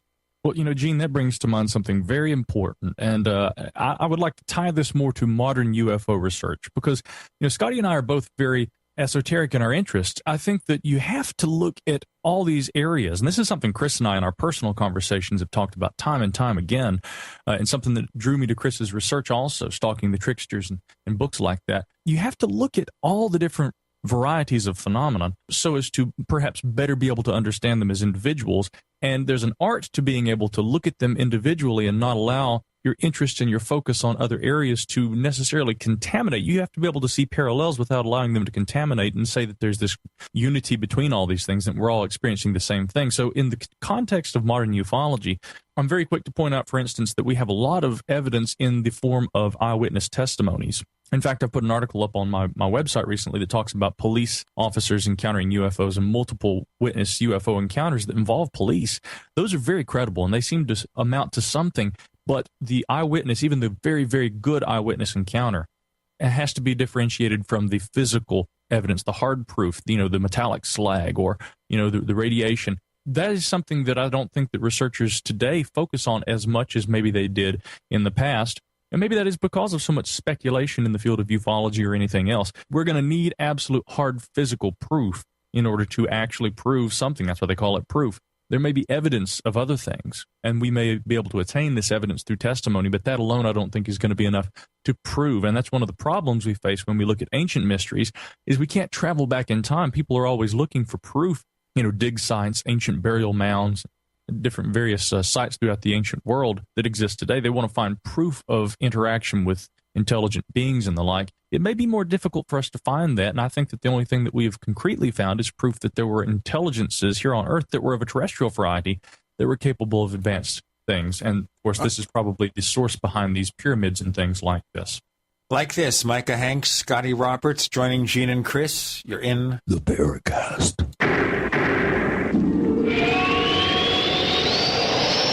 The GCN Radio Network, providing the world with hard-hitting talk radio. GCN. Great talk radio starts here. Graphic Converter is the image manipulation tool for the rest of us. It does not use any database. You get full control of all your files. Want to view the images of a folder? Drag it into Graphic Converter, and a powerful browser opens up to show your image files. You could use it for slideshows. You could use it to import images from digital cameras or from scanners. Need to do some image editing? You can do that too in Graphic Converter. Also print catalogs. Convert from so many formats I can't even list them. Download now to see if Graphic Converter is good for you, like 1.5 million other users. Guess what? You could save money when you buy Graphic Converter. Use the coupon code Night Owl. Use the coupon code Night Owl to get a special price for Graphic Converter. Go to lemkesoft.com. That's LEMKEsoft.com. lemkesoft.com. LEMKEsoft.com. And you thought the most painful question from your child was this: Are we there yet? Questions on family trips are nothing compared to questions from real family emergencies caused by weather, natural disasters, or terrorism. I'm super hungry. What are we going to eat? Daddy, I'm scared. Why don't we have enough food? Daddy should have been better prepared. September is National Preparedness Month. Now you can be prepared. Now you should. Now you have awareness. And now you have your solution. Go to freezedryguy.com. Freeze Dry Guy will get you ready with the Family First Responders Kit. It's your emergency solution with delicious freeze-dried food, safe water, and even fire starting. Call 866-404-3663, 866-404-FOOD, or log on to freezedryguy.com. Protect your family now with emergency preparedness and say, we're there! freezedryguy.com. Great news, pure water lovers. BigBerkeyWaterFilters.com has a special discount offer for all GCN listeners. You can't do better than a Big Berkey for economy. For only 1.7 cents a gallon, a single set of filters can last for 5 to 10 years. There's none better than a Big Berkey for emergency preparedness as a backup water source. And you just can't beat a Big Berkey to remove dangerous chlorine, all types of fluoride, pathogenic bacteria, cysts, parasites, and unhealthy body byproducts from municipal water. Berkey water filter systems are even powerful enough to purify stagnant pond water. For the gold standard in water filters, get a Big Berkey at BigBerkeyWaterFilters.com. And all GCN listeners get 5% off all ceramic filter systems. For details, call 1-877-99-BERKEY. That's 877-99-BERKEY. Big Berkey Water Filters, for the love of clean water. Ceramic body armor is rated to stop 6 hits. But what about the 7th? Unlike ceramic or Kevlar, Infidel body armor is proven to take hit after hit, and it just won't quit. Reasonably priced and designed for the smart civilian prepper, Infidel stops hundreds of hits from small arms to high-powered rifles. That means safety and peace of mind. Buy yours at InfidelBodyArmor.com. Spelled INFIDEL BodyArmor.com. Infidel Body Armor just won't quit. Can you pluck a chicken in about 90 seconds? You can with Power Plucker. Plucking by hand is a chore, but the Power Plucker makes it fast and easy. Simply chuck Power Plucker into your power drill and watch those feathers fly off. Save time and money with our complete home processing kits, too. For free USA shipping and 10% discount, go to PowerPlucker.com and enter promo code RADIO. PowerPlucker.com, the only drill-powered poultry plucker.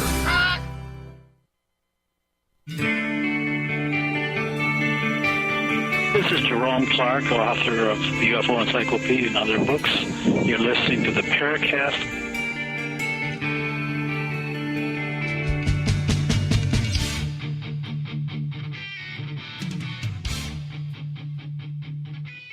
So we look at this, the possible interaction with advanced ancients who were of this earth. And I know briefly with our conversation with Walter Bosley last week, we were talking about possible breakaway civilizations, and that's also indicated by the book by the late Mac Tonnies, The Crypto-Terrestrials, by discussions of Deros, Tiros, whatever, that at one time we did have this breakaway civilization that exists unto itself, has its own advancements, and occasionally we see them in the way of UFOs. The theory that maybe our governments know of them but choose not to intervene because they have no choice, and therefore they have this uneasy truce. We don't know.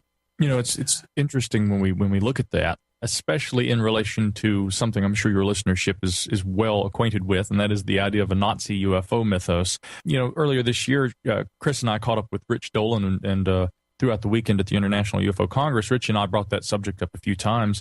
The breakaway civilization component is interesting to me because there are a lot of ways that people could look at that. For instance, one theory that some researchers have put forth is that maybe aspects of what we call the UFO phenomenon could actually stem from an ancient civilization that emanated here on Earth and that broke away, and that they have continued to have interactions with planet Earth throughout. And of course, you know, I guess this gets into kind of an eschatological discussion, because the theory would also incorporate that throughout the ages there have been cataclysmic events that have occurred on planet Earth, erased notions of the ancient terrestrial technologies that existed here. We think that we're the first ones to have achieved this state, and yet we are met with a presence that appears to extend far beyond that. Now, that gets almost into the realm of more what I would call science fiction. Again, it's very difficult to prove that our UFO companions, whatever these things are, and I do think that there are tangible physical UFO craft interacting with us here on planet Earth. I don't know that we can assert with certainty that they were terrestrial once, that they left, and that they've come back, and that they were here before we were and managed to escape before whatever great cataclysm preceded our civilization. But that is a theory that people have put forth.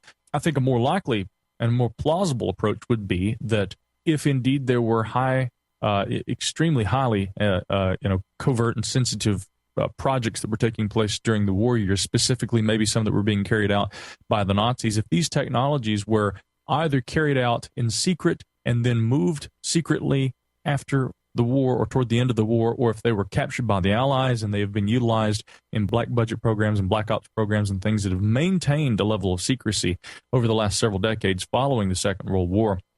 To me, if there is a component that is indeed an aspect of human civilization that exists and even operates apart from what we know as civilization and technology today on planet Earth, that seems more plausible to me, in which it essentially entails the same concept, that there could be an advanced technology that could literally exist here on Earth, but that could operate so apart from what most of us know on a conventional level, that we perceive it as being something alien or exotic. It certainly would be exotic to most people.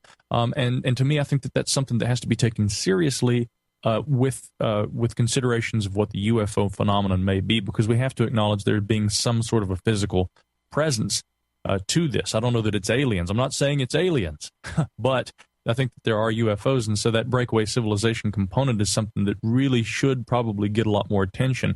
I'm kind of amazed that more people gravitate toward the alien theory when, again, there seems to be a lot of plausible evidence that points to there being terrestrial technologies that have been kept highly covert for the last several decades. But, you know, that theory tends to be given less credence than the possibility that ET lives, 100 light years away, that they live in our own backyard, in caves, in the caverns underneath the earth, or within the hollow earth, if we want to get to that theory. And Ray Palmer, by the way, to mention him again, had a theory about the hollow earth once upon a time, but that goes back to even the early works of fact writers and fiction writers such as Edgar Rice Burroughs.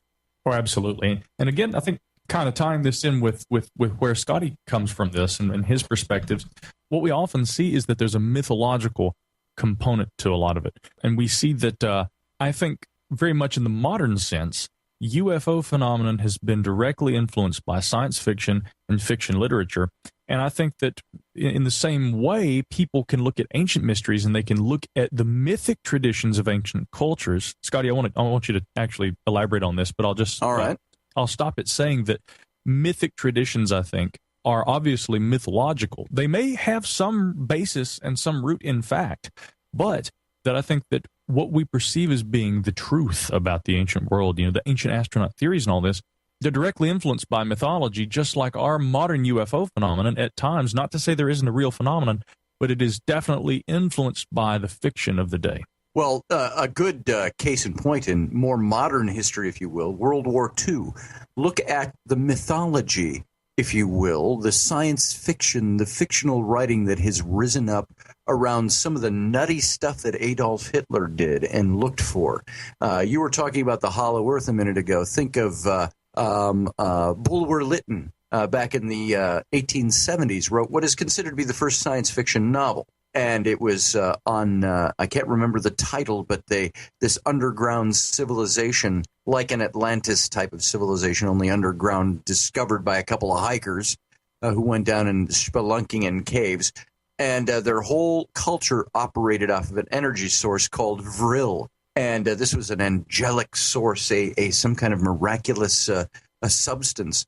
And what did Hitler up and go do during the years just prior to World War II? They went looking for this stuff, and they sent expeditions out down to the South Pole looking for the entrance to the underworld, looking for Vril.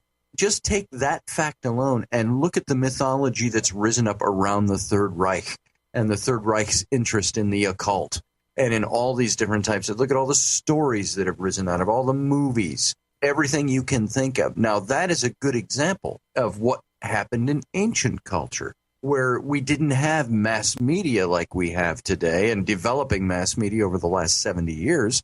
But what they did have was they had that word of mouth, that oral tradition that would pass on tradition from one set of people to another. It wouldn't even have to necessarily be different cultures. It could be just different city-states, different city groups, different tribal cultures living, and then on to, of course, neighboring cultures. So the idea that all mythology has as at its source point some nugget or kernel of truth is, I think, one of the most superlative little nuggets of information that we have, or notions that we have, is that all mythology has its source point somewhere in truth or fact. But we can't have a team of crack investigators find the kernel of truth and separate the fact from fiction. That's the problem. Did Hitler find Vril? I don't think so. So we look for these things that we think we have really solid. Now Micah addressed something very congruent with this conversation, talking about the very real possibility that people have had physical visitation. What do you do with that when you try to link it to the mythology? Does that make the mythology, does that suddenly expand the mythology into a more factual theory? Does it do away with the mythology and say it's something completely different? It's like if you had that one little tidbit of information that made something so, it cracks the whole thing wide open. I have to use a biblical example again. That's my old training, of course, but my schooling and education. But for centuries, it was thought that Jesus was a myth. The events around him were mythological or legendary, whichever way you want to look at it. And the man Pontius Pilate, the Roman governor of Judea, was thought to be a myth, part of the Jesus myth. And because there was no real solid evidence that he existed, although there were lots of documents out there was nothing officially Roman. And it wasn't until 1964 in Caesarea Philippi on the north shore of the Sea of Galilee, where the Roman procurator had his seat of government in Judea in the first century, that they found a gymnasium dating back to the first century AD, and a cornerstone that read Praefectus Pontius Pilatus, dedicating this gymnasium to Tiberius Caesar.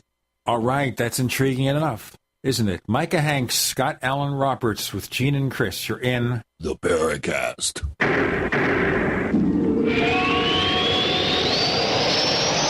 America's #1 source for independent talk radio for over a decade. We are the GCN Radio Network.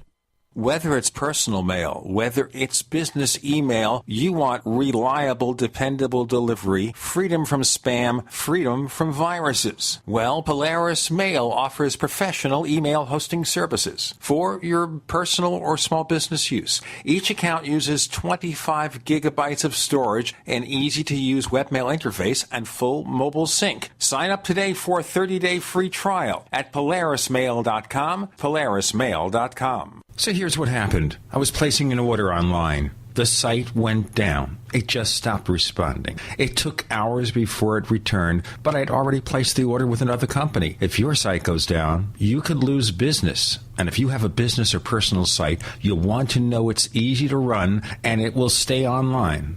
At iWeb, your site is hosted on one of the most reliable networks in the world. Check it out. iWeb.com. That's iWeb.com.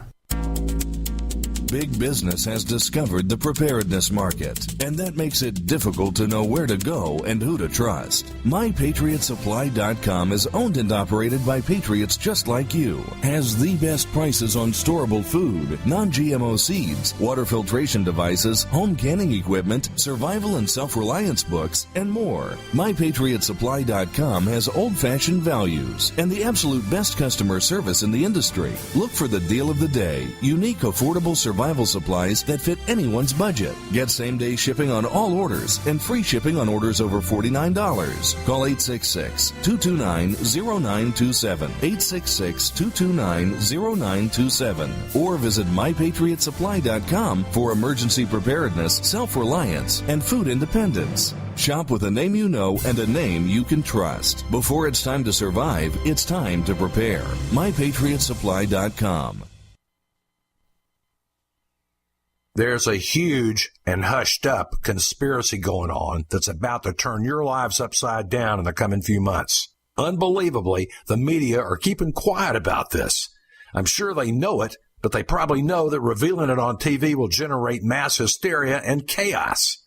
But I believe you should be informed about it, because when the sinister agenda is finally accomplished and everything unravels, only those who know this secret info will survive and thrive. Go to 123conspiracy.com right now to see the truth. The video at 123conspiracy.com reveals the real secret reason why Obama is after your guns and ammo. And it's not just in response to mass murders of preparing for war. It's something much darker.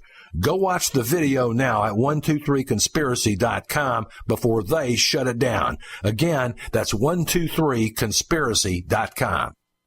Hey everybody, Jason Lewis here with another great idea from JasonLewisTeam.com. Now, how would you like an energy drink that's actually good for you? That's right, one that not only gives you an afternoon pick-me-up, but that's loaded with the most important antioxidants for reducing the damage from stress. It's called Pollen Burst, and it's a natural burst of energy that lasts for hours. Now, most energy drinks rely on a massive dose of caffeine, sugar, or even vitamin B. Pollen Burst takes a more balanced approach, and that's why I like it. I also love the fact that Pollen Burst has plenty of vitamin D and green tea extract. This is the best energy drink I've ever tried. So trust me, you'll not only like it better than the others, you'll love the way it's individually packaged for freshness as well. They've got these on-the-go stick packs. They're great. Pollen Burst. It's available at JasonLewisTeam.com or simply call 1-855-310-TEAM. For a natural burst of energy, it's Pollen Burst at JasonLewisTeam.com or 1-855-310-TEAM. Hello, this is Rosemary Ellen Guiley, and you're listening to the Paracast, the gold standard of paranormal radio.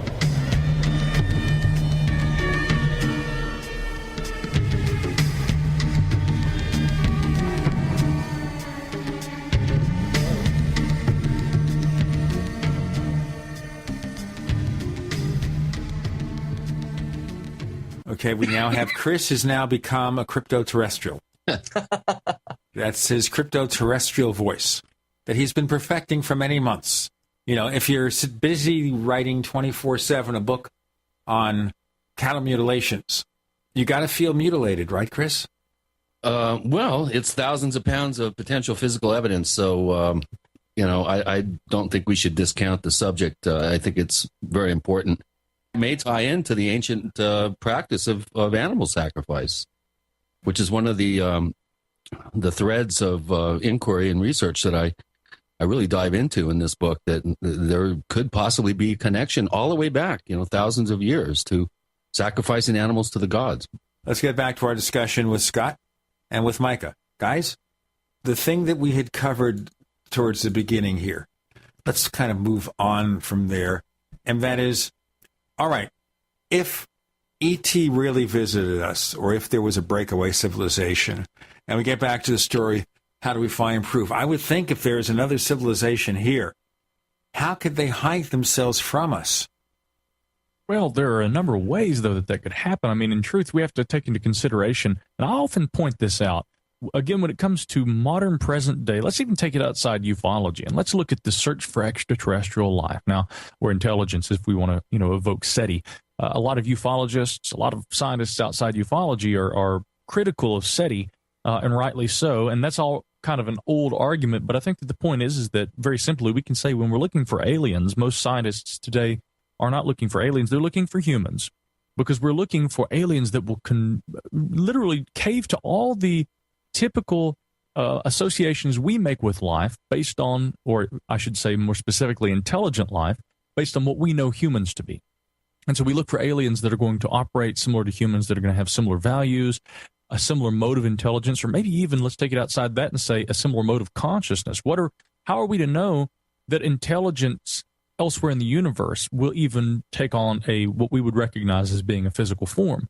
How do we know that consciousness is always the same, and that it always manifests in the exact same ways on a universal scale? I think that if it comes to recognizing an intelligence in our midst, we have to be aware of the fact that there may be other kinds and other modes of intelligence. Maybe that on an evolutionary scale, humankind has not yet evolved to a point of being able to recognize as being intelligence. They could well exceed our capabilities, and they could be right in our midst, and we wouldn't even recognize them. Now, that is speculative. But you raise a point there. And it was considered in the sci-fi film Contact, based on the Carl Sagan novel, where Jodie Foster plays this young astronomer who meets up with E.T., but E.T. says to her, I'm coming here in the form of your late father because you could not accept the way I really look. And then we have to look at the limitations of our search for so-called M-type planets. Planets in other solar systems that could harbor life as we know it. But we don't always consider, what about life that is not as we know it? Can we consider that outside of Star Trek, of course? Oh, yeah. Or SETI, assuming that the alien civilizations out there, or intelligent civilizations, have radio broadcasts. I mean, that to me is it's so ludicrous to limit yourself in your thinking by thinking that particular bandwidth is going to be producing any sort of evidence. Of course, therefore, they're going to look at the sacred documents that you saw in the film Galaxy Quest, where this was kind of a satire, really great satire of Star Trek, and it was all about this TV show that aliens saw and assumed this TV show, which was kind of a Star Trek type of show, was really a sacred document, an historical document, and they based an entire civilization on this historical document.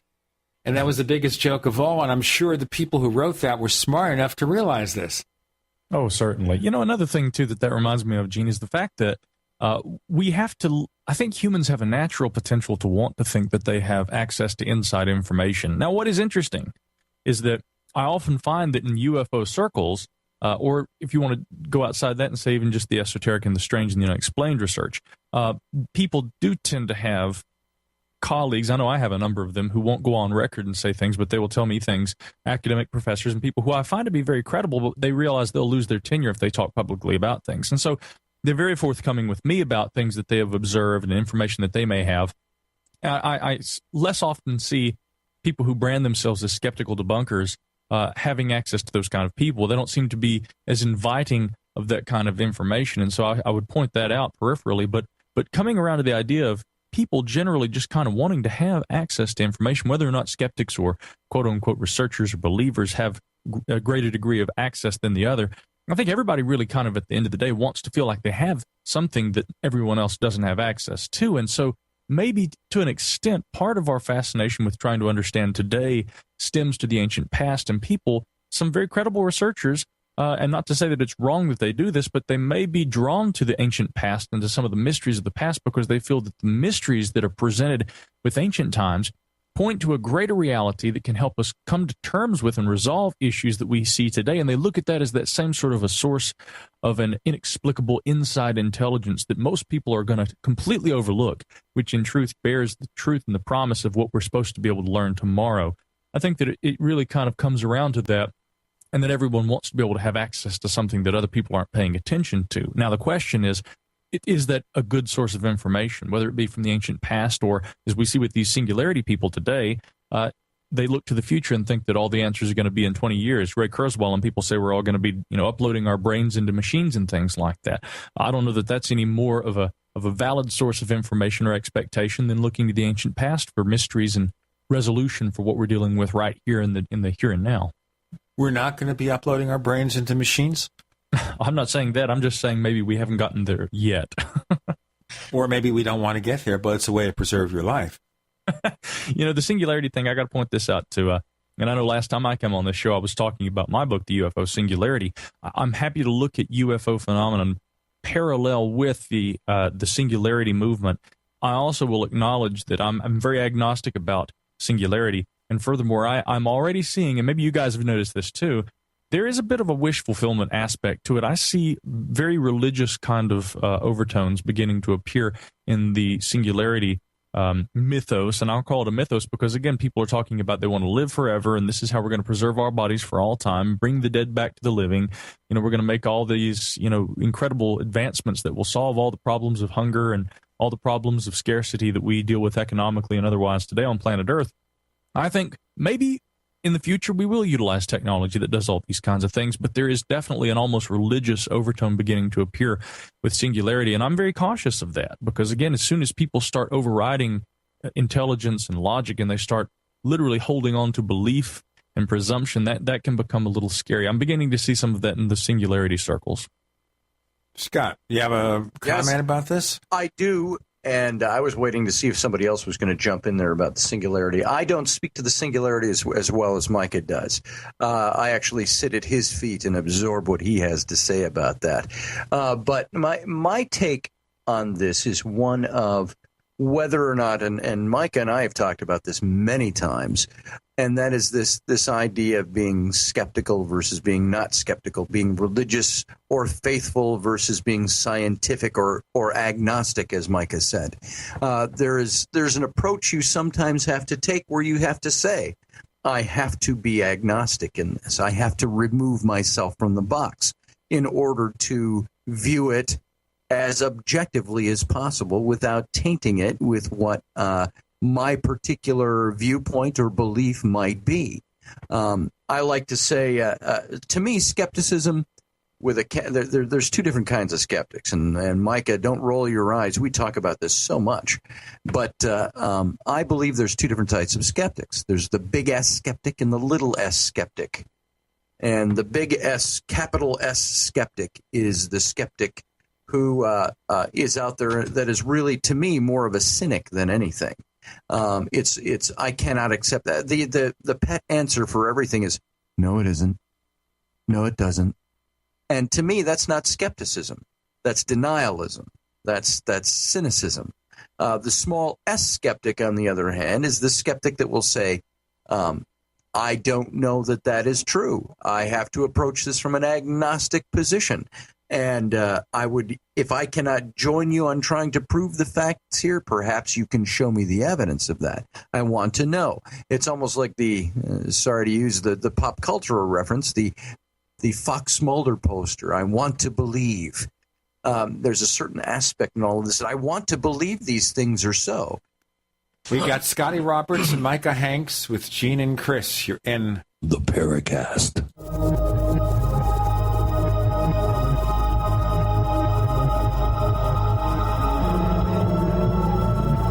Are you tired of searching for great talk radio? Something more important. Search no more. We are the GCN Radio Network.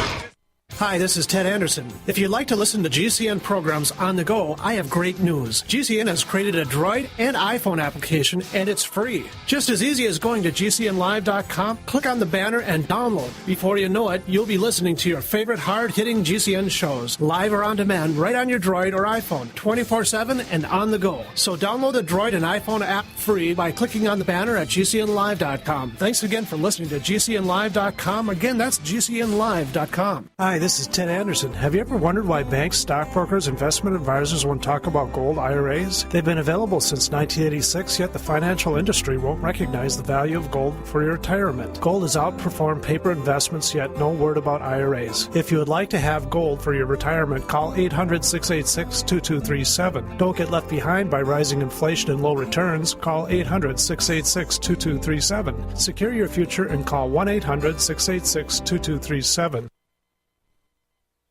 For centuries, silver has been used as a powerful natural antibiotic, and as a listener to this station, you probably already know the benefits of using colloidal silver. With so many websites to choose from, finding a reputable, patriotic company with great products at affordable prices can be a difficult task. Introducing UtopiaSilver.com. UtopiaSilver.com carries the best, most effective, and most affordable colloidal silver and colloidal gold products in the industry. UtopiaSilver.com also carries products to fit your lifestyle, including weight loss, immune system defense, cleanses, herbs, joint and bone care, and much more. First-time customers using promo code GCN50 will receive 50% off all colloidal products. Visit us today at Utopia Silver, that's UTOPIA Silver, utopiasilver.com, or call 888-213-4338. That's 888-213-4338. UtopiaSilver.com, taking back America's healthcare one American at a time.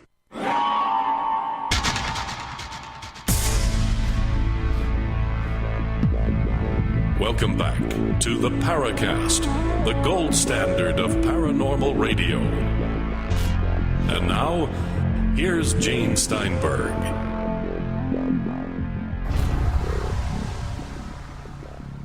The crypto-terrestrial version of Chris is not here anymore. We have Micah Hanks and Scotty Roberts. I want to believe. You do? I don't know if I want to believe. I just want to know what the truth is. No, you don't. I don't? No, it's not. I like that, Scotty. That's a really excellent definition. Big S versus small S skeptic. It's wonderful. We have some posters at the Paracast that fall into those categories. Yes, they do. And I think that's been my experience. And sorry, Micah. That's okay. That's just been my experience when I see skepticism at play. And by the way, the same skeptics that will denounce guys like you, Chris, and Micah, and everybody here that's written books and put out books. Oh, you're just doing that to make money off of an idea by duping people with false information. However, this you don't see much different from the skeptical side either, do you? They throw their conferences and write their books and rake their dough in. I happened to see Michael Shermer on a Larry King, an older recording where they had some of the Apollo astronauts and a bunch of other paranormal guys on there. There's like 12 guys on the show. And that was where I said, this is where the big S and small S skeptic came from, because I watched Michael Shermer on that show, and he didn't say much of substance to anything. His response was always, he'd lean into his mic and say, no, it isn't. And that was about it. And to me, that is not a cogent answer to any question of anything that might have some kind of esoteric quality to it. I think what that also begins to show is that there is very much an ideological component to skepticism. You know, and there are a lot of skeptical writers that I read and that I follow. One of them is Sharon Hill, and she'd written the other day a critique where she said that paranormal believers tend less to go and read skeptical reviews of phenomena that, people who follow the unexplained would go and read. They may go read at their favorite paranormal website about something, or in their favorite book by their favorite paranormal author, but they're not going to go and look at a skeptical perspective of that. Well, quite the contrary, I do. I read it from both sides. And as a matter of fact, I'm holding in my hands right now a copy of The Skeptic's Dictionary by Robert Todd Carroll. I bought this book because I try to do what maybe a lot of other researchers don't, and I do try and take it for both sides. And what I find Mr. Carroll has to say about UFOs, I could not disagree with more, because I think that fundamentally what we see is that when a person is trying to create and I just use UFOs as an example, but when they try to create a logical argument against something, but they are predisposed toward disbelief, you will see that they will interpret information in a way that differs from maybe what the facts are actually putting forth. For instance, what Mr. Carroll says in his book and on his website, which I believe is skepdic.org or .com, but Mr. Carroll says that UFOs, for instance, were disproven when the Condon Committee had already deemed, and he says, for some reason, believers today can't seem to accept that the Condon Committee and other scientists since have said flatly, there's no scientific merit to the further study of UFOs. Now, while that is a true statement, and of course it's been argued by ufologists for years at that point, and whether that is a fair assessment, I think that what Carroll does with that is he uses that to prop up his argument and says, see, scientific establishments have said there's no reason to continue studying UFOs. He fails to address the fact that even the Condon Committee said, while there are some UFO reports that remain unexplained. And furthermore, taking it completely out of context, I think, as Carroll has done, he misses also that the Condon Committee was saying that while there may be instances where there are valid unexplained phenomenon, we cannot justify essentially wasting resources on studying UFOs. Now, I disagree with that, but nonetheless, I think that that is what the Condon Committee had determined. And yes, they were obviously dismissive toward the UFO subject. Then, of course, the Ministry of Defense and their UFO files essentially, show that there was a similar determination made that, well, maybe there's something going on, but we can't keep wasting resources and time chasing this phenomenon that is always one step ahead of us. And of course, there's a tendency to be skeptical toward most reports, but there is a minority of instances, I think, in both cases, whether it be Blue Book, whether it be the Ministry of Defense research into UFOs, where we begin to see that, yes, there were some instances that remain unexplained. We don't see that as proof of anything maybe in particular, but it is nonetheless evidence of something. When we see skeptics using an ideological standpoint against UFOs and using those kinds of sources as proof that the scientific community renounces all UFO reports, that's not exactly what's being said, and it reveals to me that there is a very strong ideological component to the skeptic versus believer argument, and a person who wants to believe, whether disbelief or actual belief, despite their position, they can make an argument to support that position. Yeah, and I couldn't agree more, Mike. I think that's a really important point.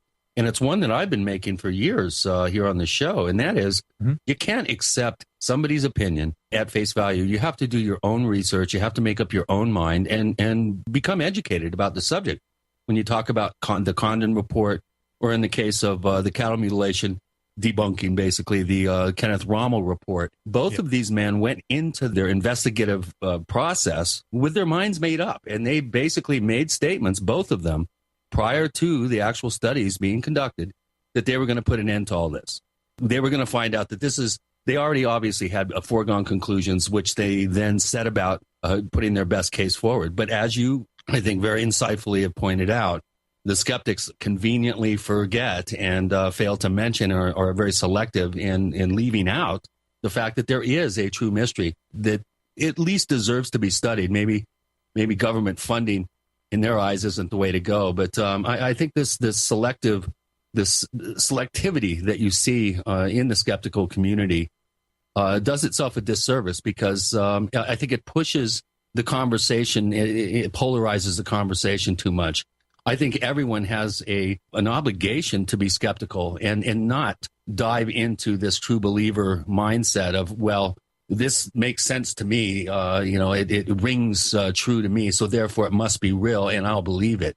I think we all owe it to ourselves to become as up to speed and do the research and really come up with, I think, an intelligent conclusion in our own minds instead of just, lock, stock belief or lock, stock disbelief. One thing here, Chris, and this is going back to the years of Project Blue Book. The Air Force's excuse was, well, if we had more information on those unexplained, which were over 20% at the time, if we had more information, we could come to a conclusion. But they also had a separate category for insufficient data. So if you feel that it's lacking information, stick it in the other category. Don't present that as an excuse not to investigate. Oh, yeah, absolutely. And, and again, I think that something else that people often overlook today, again, in relation to UFOs, is the fact that, there were categories back then for things that could not be explained. Now, by definition, an unidentified flying object entails something that is an object apparently it may not always be of technological origin, because we can, make exceptions for things like ball lightning and other atmospheric phenomena. But a lot of people say, well, are there government organizations that still look into that and that they're open about that? I've got a book that is just about to come out called The Ghost Rockets, in which I mention what is called the Aviation Safety Reporting System, which is actually maintained. It's a database maintained online, open, available to the public, maintained by NASA. There's so much jargon in a lot of the reports that are collected. What I'd gone into the book or into the database looking for, along with an associate of mine, was we were trying to find reports of what appeared to be torpedoes, missiles, rockets, projectiles, and things like that. We certainly found a number of them, which I detail in the book. But what's interesting, too, is that with the jargon that's present in a lot of the reports, and me not being, of course, a trained aviation professional, I decided to go and download the key from their website that makes translates, if you will, the various different kinds of terms, designations, acronyms, and things like that that are utilized. And they're among the list of different acronyms that are utilized in the reports for sake of brevity. You find UFO. And the reason why is because pilots do see unidentified flying objects. And the Aviation Safety Reporting System actually documents a number of those anonymous reports, but nonetheless reports by experienced pilots where they have seen unidentifiable craft, some of which we mention in the book. So again, it's a fascinating thing to me. But yes, I think that government still looks for and has to classify certain things as unknown, because pilots do see things that are unknown. Blue Book, they were doing it then. And of course, NASA, if you want to consider RS a part of NASA, and it is, they're still doing that to an extent today because people see things they can't explain. We have to explain this, and you'll find out why in a moment. We have Scotty Roberts, Micah Hanks with Gene and Chris. You're in the Paracast.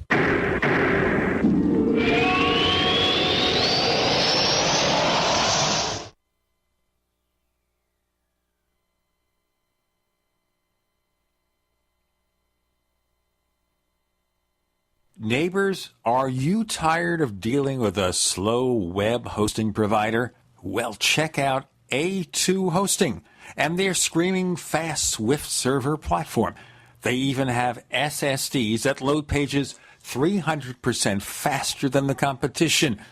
Ready to give your site a speed boost? Well, tell you what, neighbors, head on over to a2hosting.com. That's A2, that's number 2, a2hosting.com. Check out their Prime hosting account. And get this, neighbors, they're even giving you an exclusive 25% off discount for all our listeners. 25%. And remember, their Guru Crew support team is standing by 24/7, 365 days a year to answer any of your questions. Now, to get the discount, use the coupon code GENE when you check out.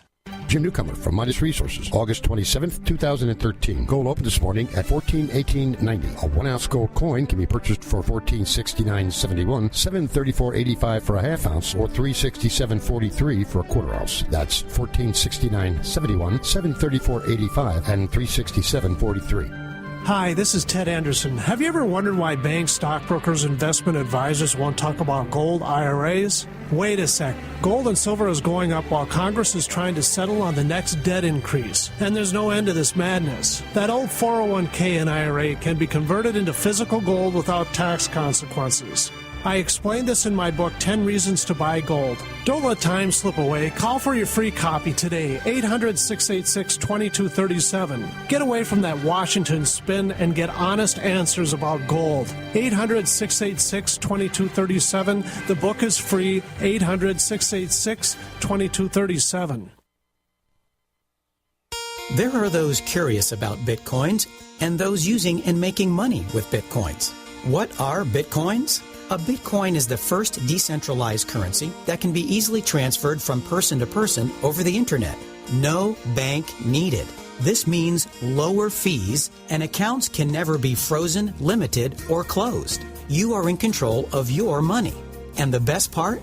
You can start earning and making money with Bitcoins right away. No computer or expertise is required to earn money with Bitcoins, and a growing number of merchants now accept Bitcoins. Plus, they're easily exchanged for dollars, euros, and more. Learn more about the easiest, cheapest, most profitable way to enter the Bitcoin market and get paid every 2 weeks by one of the fastest growing Bitcoin miners in the world at cloudhashing.com. Just like it sounds, cloudhashing.com. That's cloudhashing.com. We mine your business. Hi there. My name is Frank Bates. What I'm about to tell you in the next 60 seconds could get me in a lot of trouble. I just created a free video presentation at 123coverup.com that exposes the electricity monopolies and government agencies for what they really are. Incompetent, lying crooks that are counting on your ignorance and fear to keep your power bills criminally high. Some have called this a conspiracy. Others have called it a cover-up, and you will be shocked to find out how deep the conspiracy goes. My video at 123coverup.com exposes the truth and shows you the secret of how I beat them and how you can beat them too. Watch the controversial video that thousands of other smart patriots have already seen in the last 3 months. Go to 123coverup.com and discover one weird trick to slash your power bill and protect your home. Go watch my video now at 123coverup.com before they force me to shut it down. Again, that's 123coverup.com. We'd like to hear from you. If you have a comment or question about the Paracast, send it to news@theparacast.com. That's news@theparacast.com.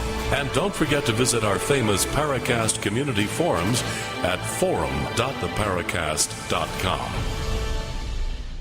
With Gene and Chris in the Paracast, we have Micah Hanks and we have Scotty Roberts, both written some fascinating books. So, for example, one of the latest titles from Scott Allen Roberts is The Secret History of the Reptilians, with all sorts of subtitles there. And the one that Micah has written most recently, The UFO Singularity, with, again, a very, very long subtitle. Both are involved in the second annual Paradigm Symposium to be held October 2013. I mentioned the year in case you're listening to this episode a few years hence, as they do, in the Minneapolis, St. Paul, Minnesota area before the real cold weather hits. It's not going to happen with 30 below. It's going to be in October when the weather is pretty much beautiful, isn't it, guys? It's gorgeous up here. That is peak fall color season up here.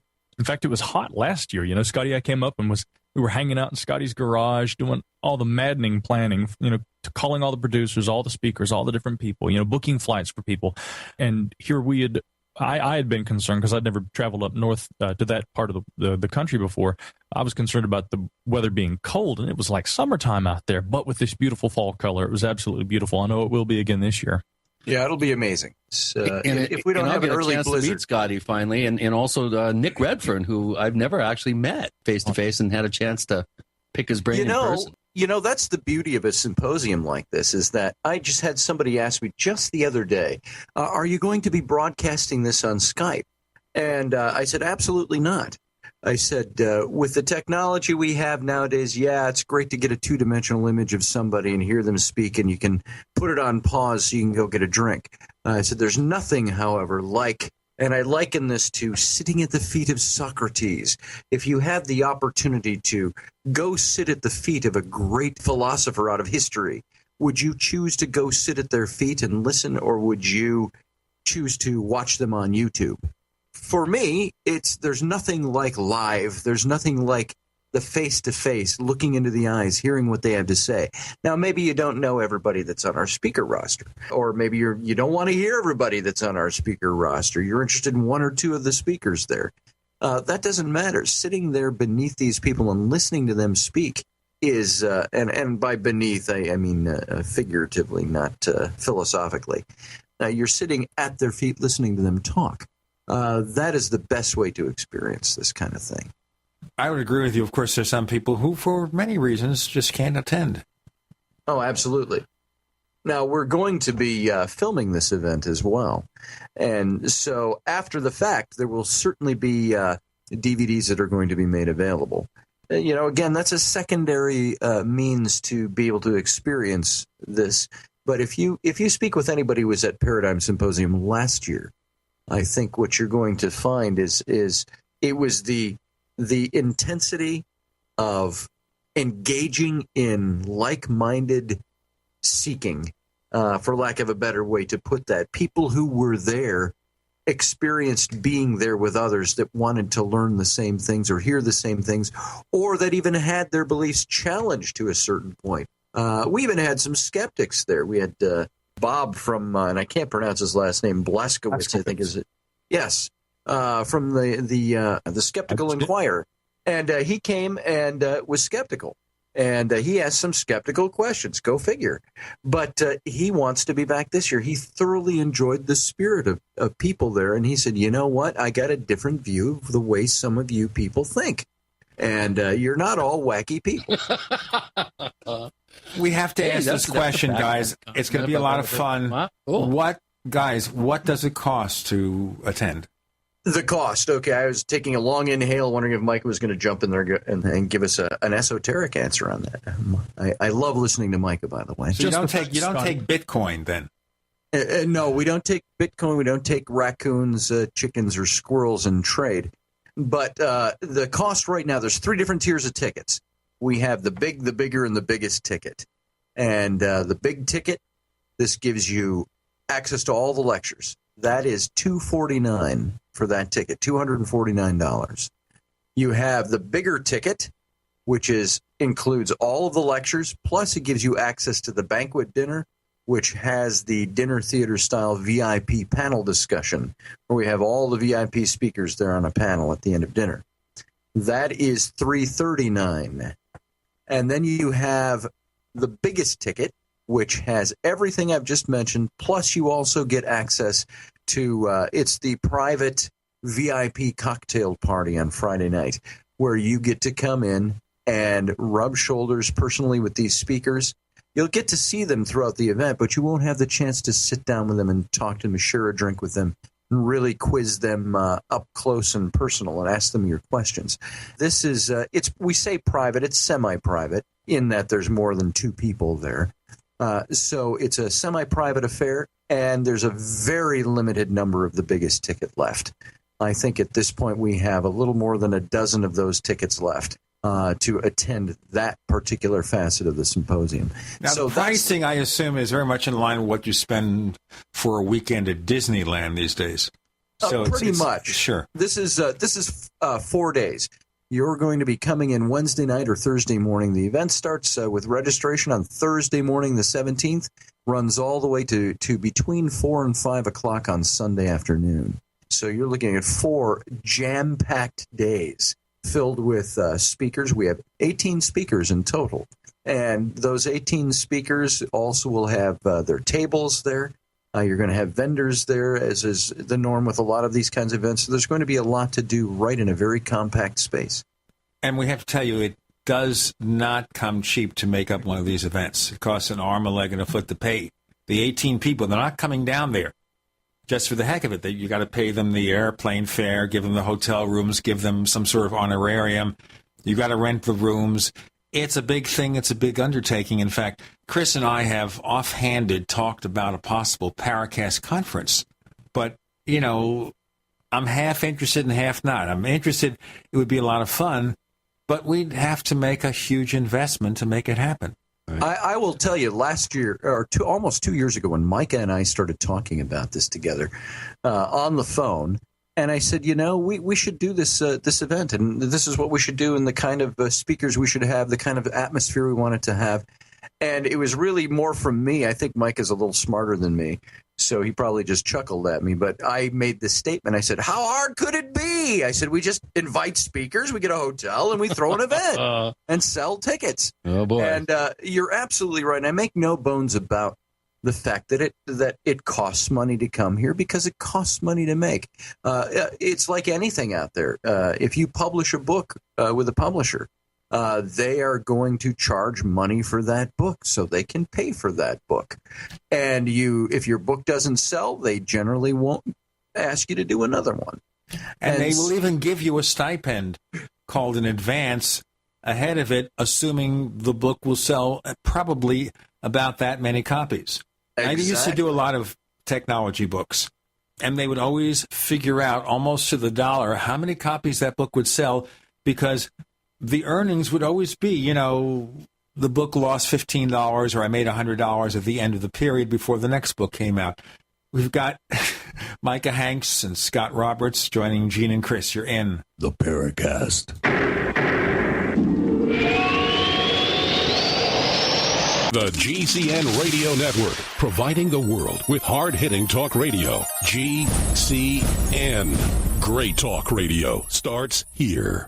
Graphic Converter is the image manipulation tool for the rest of us. It does not use any database. You get full control of all your files. Want to view the images of a folder? Drag it into Graphic Converter, and a powerful browser opens up to show your image files. You could use it for slideshows. You could use it to import images from digital cameras or from scanners. Need to do some image editing? You can do that too in Graphic Converter. Also print catalogs. Convert from so many formats I can't even list them. Download now to see if Graphic Converter is good for you, like 1.5 million other users. Guess what? You could save money when you buy Graphic Converter. Use the coupon code Night Owl. Use the coupon code Night Owl to get a special price for Graphic Converter. Go to lemkesoft.com. That's LEMKE soft.com. lemkesoft.com. LEMKE soft.com.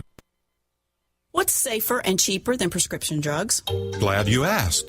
The answer is Renovation Teas. Herbal remedies are much safer and much cheaper than prescription drugs. Taste great, and most importantly, herbal teas are effective and non-addictive. Renovation Tea is especially unique, and here's why. We spent years researching herbs and their beneficial properties.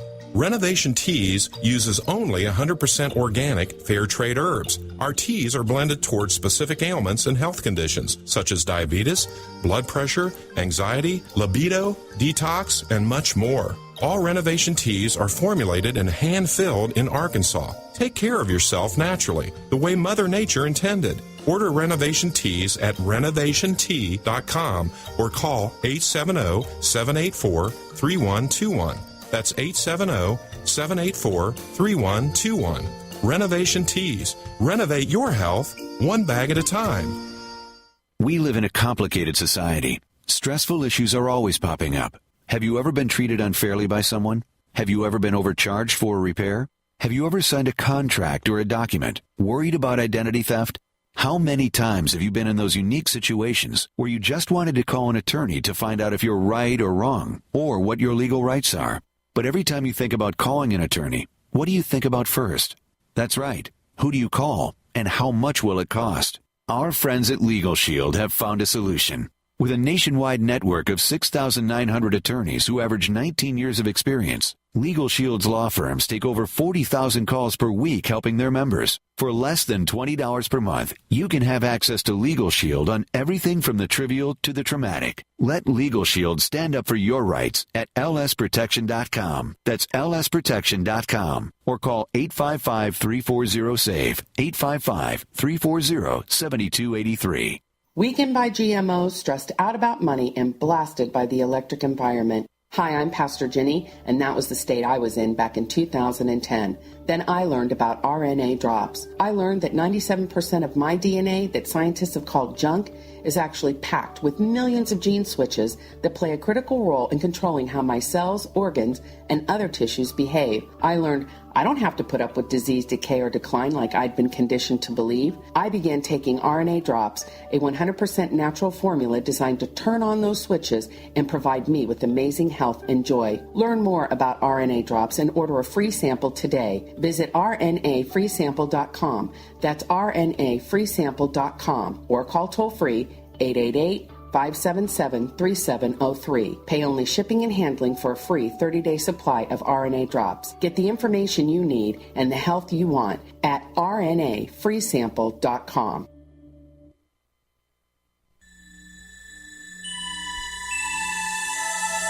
This is Jacques Vallée. You're listening to the Paracast, the gold standard of paranormal radio.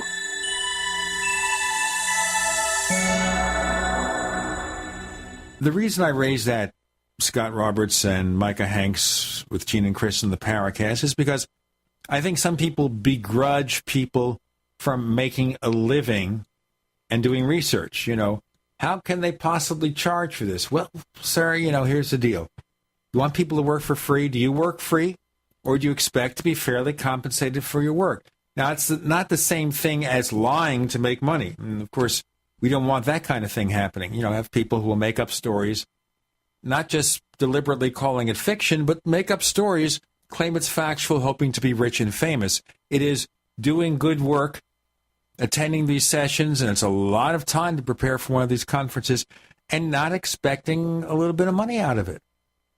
Absolutely. You know, well, at least to break even. You know, along those lines, I mean, a lot of us, and I can't speak for everyone in the field, but I know quite a number of us, we're not in this to make money. We're in this to educate people, and just out of a sense of curiosity. I think, you know, humans are inherently curious, and some of us are motivated to really act upon that curiosity and then share the results of our research and our process. And, you know, for the first 7 years that I was involved, from 93 through 2000, I had so many requests for information prior to, you know, the internet, that I ended up publishing a monthly report that I sent out free to other researchers who are interested in my work to contact me and ask what's going on. And at the end of 7 years, it just got, you know, it got ridiculous, the printing costs and postage and everything, that I just decided, instead of charging people for the information, I would just stop doing it and write a second book, basically. So, you know, if the motivation is pure and the means correct, I mean, these things do fly. And I really, I must say, I really like your guys' vision for the Paradigm Symposium.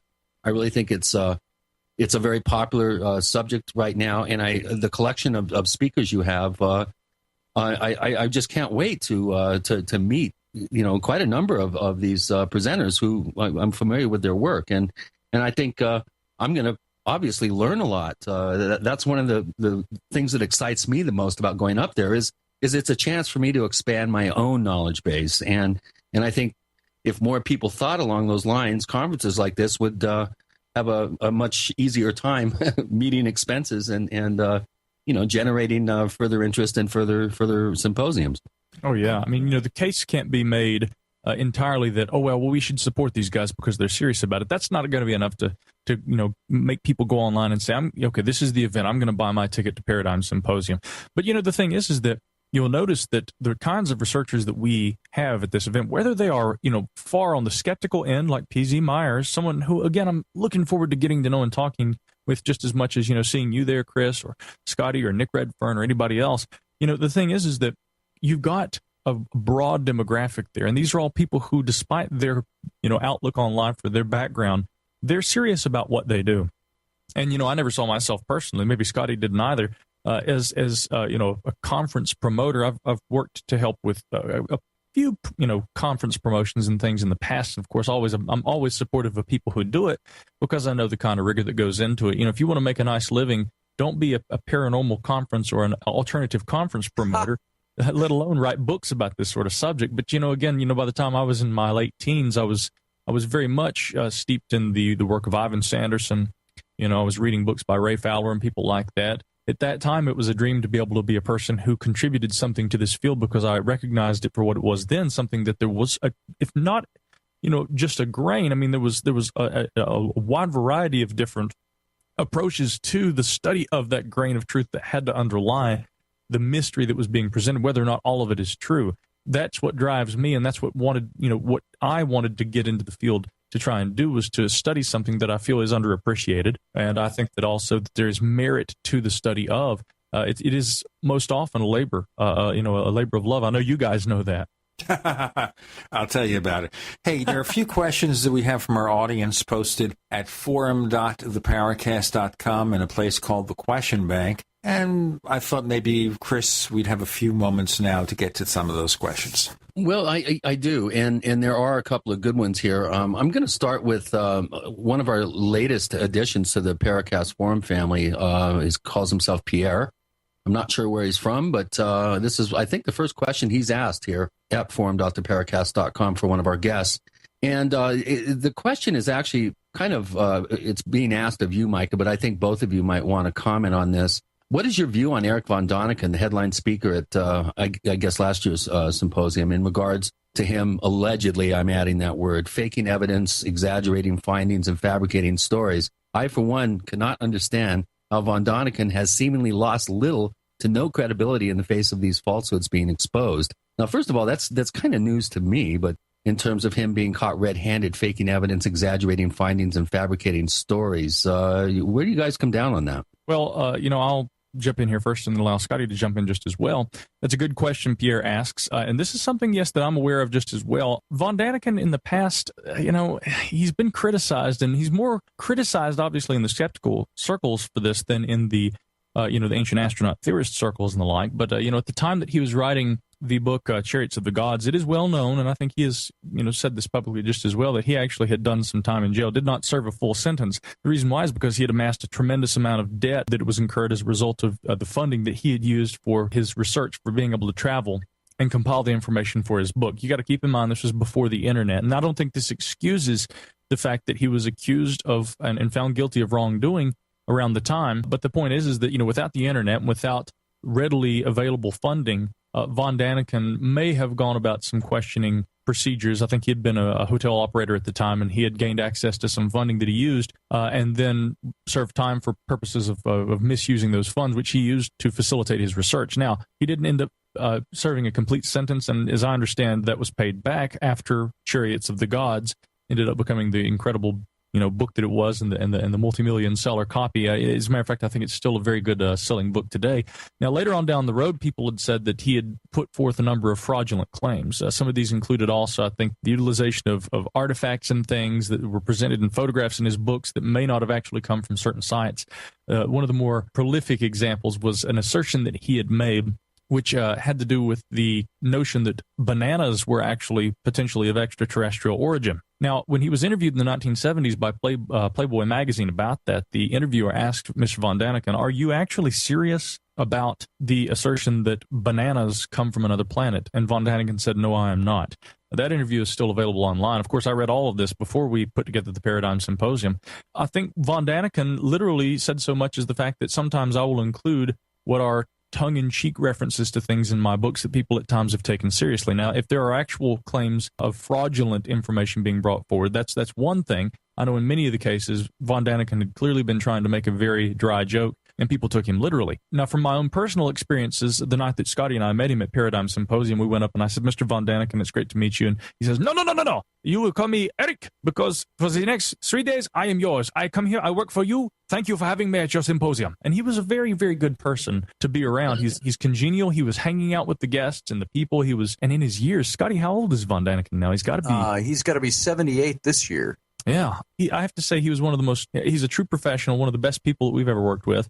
And whether you endorse all his theories, I don't endorse all of Von Daniken's theories, but I respect the man for the life he's put into it, the work he's put behind what he's done, also for that wry sense of humor, which on camera with Prometheus Productions there at the event, I was happy to say, I think a lot of people don't realize the brilliance in this man's research and at times, yes, his humor. So maybe that doesn't excuse everything he's ever been involved with, but, he's someone who, despite his background and his beliefs, and whether you believe exactly what he does, he has put forth a lot of effort to produce. And you have to respect him for that.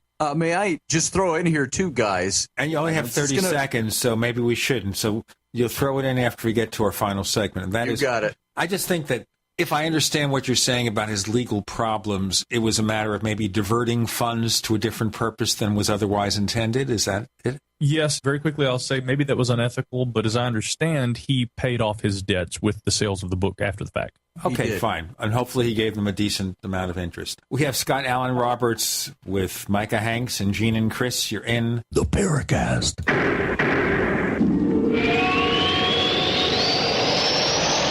America's #1 source for independent talk radio for over a decade.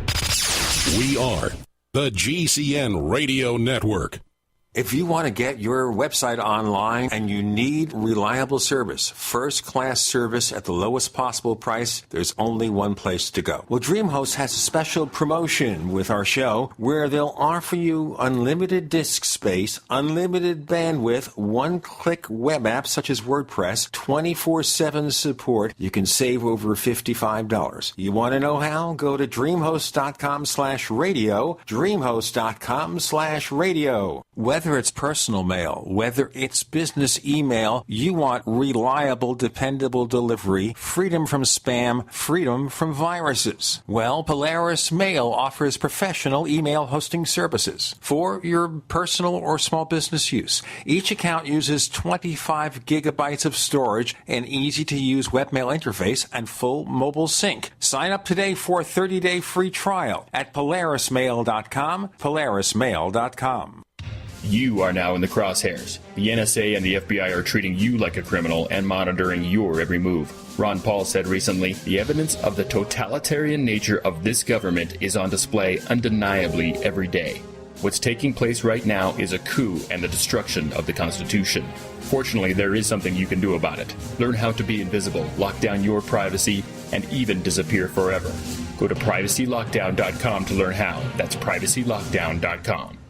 Attention homeschoolers, teachers, and students of all ages, now there's a way to learn English grammar using the Holy Bible. Sacred Grammar is a unique book that teaches all of the fundamentals of English grammar using Bible verses. Affordable and simple to use, it's a superb supplement and a great teacher's aid. Whether your focus is teaching children at home, strengthening your own writing skills, or just speaking proper English, Sacred Grammar offers all the tools you'll ever need. Learn to use words through His Word. For more information, go to sacredgrammar.com. That's sacredgrammar.com.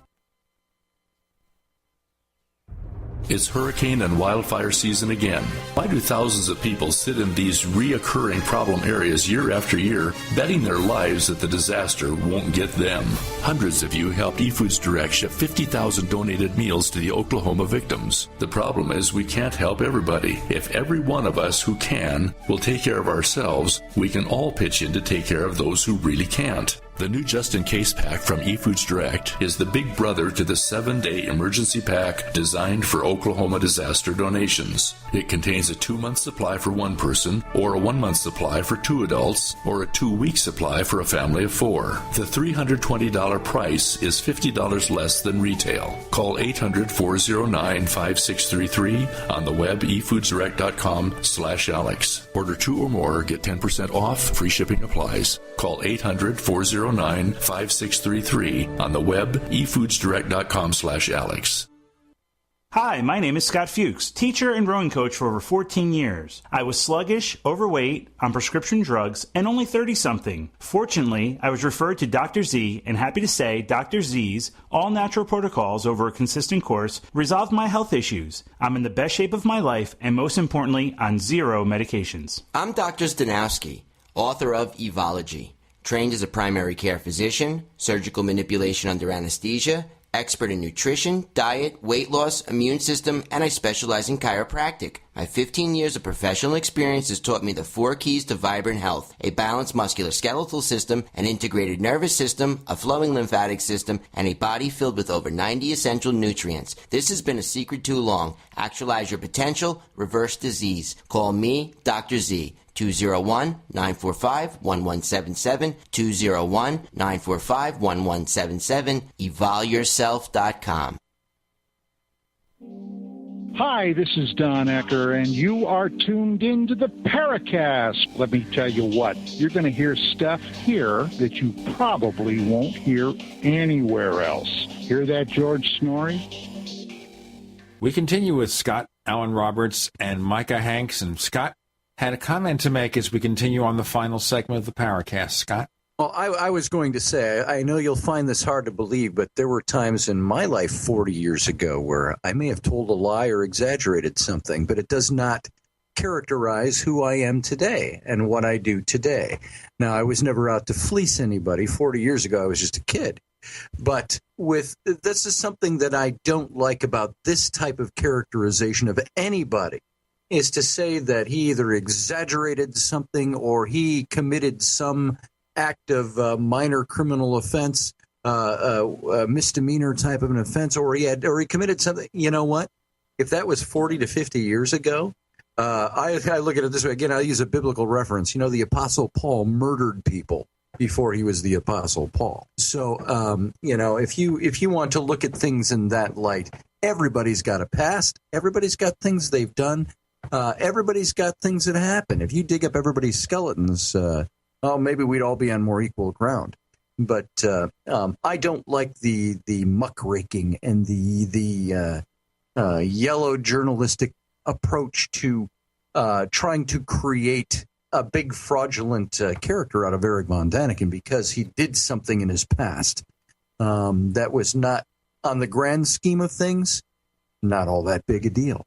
Okay, Chris, any more questions? Yeah, we do have a number of them. I just wanted to add here that you can say what you want about Eric Von Daniken. You can agree with him or disagree with him, but one thing that you can't argue, and that is that he really inspired and opened up, you know, the curiosity centers of millions of people, including myself here. I remember just being totally fascinated by the book when it came out when I was a kid. This is a question for Scotty. This comes actually from a woman. Her name is Lam Bombette. She's one of our more recent signees up at forum.theparacast.com, and she heard you on a radio show and a couple of them, and you mentioned that Hitler claimed to be the leader of a master race, and this was all based on his belief that he was a descendant of these serpent-blooded kings. That's kind of part one. And part two, she says she listened to you on another broadcast on Before It's News, and you mentioned that Hitler was a member of the Thule Society, and she contends that he was not. So her first question is rather long, and I just paraphrased it. But what is this about Hitler's godlike claim to power? I mean, did he really believe that he was a descendant of some sort of serpent-blooded kingship line or something? I don't know if Hitler claimed ever to be Serpentine or linked to a Serpentine bloodline. I never would have said that. He was part of some of the movements, however, that had those at the core of their belief. As far as him being part of the Thule Society, it's a historical fact. They don't know if he ever attended a single meeting, but he was a member and a card-carrying member. And the Thule Society was what he reorganized himself into the National Socialist Party. Chris, any more questions? This is a question from Polterwurst, who's one of our main posters at forum.theparacast.com. And this is a question for Micah. I sometimes think there are two different singularities people are talking about: humanity merging with computers, or individual people merging with each other to form a kind of spiritual superconsciousness. Do you get that too? And if so, which one would you prefer or subscribe to? I do get that. I would prefer and subscribe to the latter. There are definitely two distinct kinds of singularities. One is the concept of a human singularity, an individual singularity, a spiritual kind of singularity, and people coming together, a consciousness shift or perhaps a paradigm shift. And then there is the concept of technological singularity, which is the one that is referenced by Ray Kurzweil and the transhumanists, which is something that is expected to come, Kurzweil says, around the year 2029, and that involves man and machine merging, or, more effectively, the production of artificial intelligence. Okay, yeah, I would have to agree with that. And here's another one from Polterwurst. What do you think about von Daniken's claim that for a few weeks, I guess in the 80s, he lived with an alien energy life form which took the form of a younger version of himself? Now, that's news to me. Either of you want to enlighten us on that one? Yeah, I'd never heard that either. Well, I don't know. It'd be more likely to find a mummy in an ancient pyramid, I would say, certainly. But who knows? Again, whether you disagree or you agree, our intent with involvement with von Daniken, and someone who is a human being I really enjoy being around. I hope to meet him again one day and hang out with him, maybe at a future symposium. But von Daniken is definitely a person who's made some interesting claims. Whether I endorse or believe all of those, I recognize him for the cultural impact he has had. Yeah. And there it is. And, there is so much. We were talking earlier about mythology. There is so much, I believe, mythos that builds around these types of characters. You look at anybody who has a name in any of these types of fields, and you will find so much non-information about them, or information that everybody insists is so. And when it really boils down to it, stories like this, who knows if it's even a true story or if it's something that somebody said about him? There's no way to know for sure other than to ask it. Yeah, that's news to me. I've never heard anything even coming close to that. And now that you mention it, boy, I sometimes I wonder the kind of stuff that's out there about Gene or about myself and other people. I've had people ask me some of the most outrageous things. That, well, I heard you said this or you did this. And it's like, what? Where did that come from? Gene, have you ever hung out with an alien? Well, I cannot, of course, confirm or deny those rumors. Jim Moseley, though, right? You would have to. Okay, yeah. I hung out with Jim Moseley for many, many years. I worked for him. We were close personal friends. And I have to say, if he was an alien, I hung out with him. Hey, guys, we have just a few minutes left, and there's a lot to wrap up with here. Micah Hanks, tell our listeners where they can find more of your stuff. Absolutely. Well, there's, of course, my personal website, www.micahhanks.com, and every Sunday night I produce a program live on the KGRA radio network called, get this, the Micah Hanks Program. Books and podcasts and things are available there, and, of course, a lot of your listeners already know about the Gralien Report, and that's the website that features a lot of the weird news and the ufological-themed things. There's a lot of information about me that you can find there, as well as the weekly Gralien podcast, which is downloadable on iTunes.com. People can email me at info@micahhanks.com if they've got any more questions, and of course it's always good to be on the Paracast. And by the way, Chris and I have been on his show. Okay, Scott Roberts, where can we find more of your stuff? And you can give us a real fast plug for Paradigm Symposium. All right. Well, you can go to my website, scottallenroberts.com, and see all there is to know about me. I have a new book coming out in October, releasing at the Paradigm Symposium, called The Exodus Reality, that I co-wrote with Dr. John Ward. And I also have a radio show podcast that airs immediately following the Micah Hanks program on Sunday nights from 10 p.m. till midnight Eastern Time on KGRAradio.com. And you can see all about our book, the new book, at exodusreality.com. Don't spell realty. You'll end up trying to buy a house somewhere in Syria. It's exodusreality.com. I understand they have a special on those homes from Syria. Yeah, you can get a home in Damascus really cheap right now. Oh, yeah, especially after Congress completes their work. We'll know about that. Don't get me started. You don't have any time left. Well, we'll have to do a second show. That's going to be the Paracast Political. And we haven't even come up with that yet because I just made it up.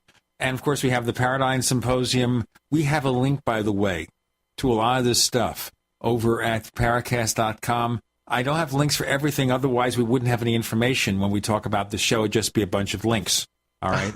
We don't need that. Because Paradigm Symposium is easy. Just go to ParadigmSymposium.com. And Mike and I both work with our own Intrepid magazine. You could go there, intrepidmag.com. There's links to Paradigm all over that as well. Boy, I've never had so many links in my entire born days. Chris O'Brien, where can we find more of your stuff? Well, as we discover every week on the Paracast, we live in a strange planet. It's ourstrangeplanet.com. All right. And you can find us at theparacast.com. Once again, that's theparacast.com. And you can check out all the episodes, every single episode of the Paracast from February 2006 is available for download. Or check it from iTunes, but iTunes doesn't always list all the older episodes. We're also on Twitter as The Paracast.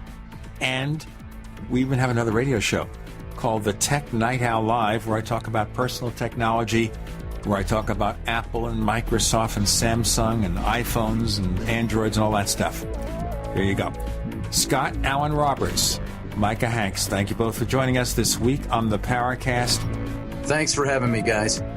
Always a pleasure. We'll see you again soon.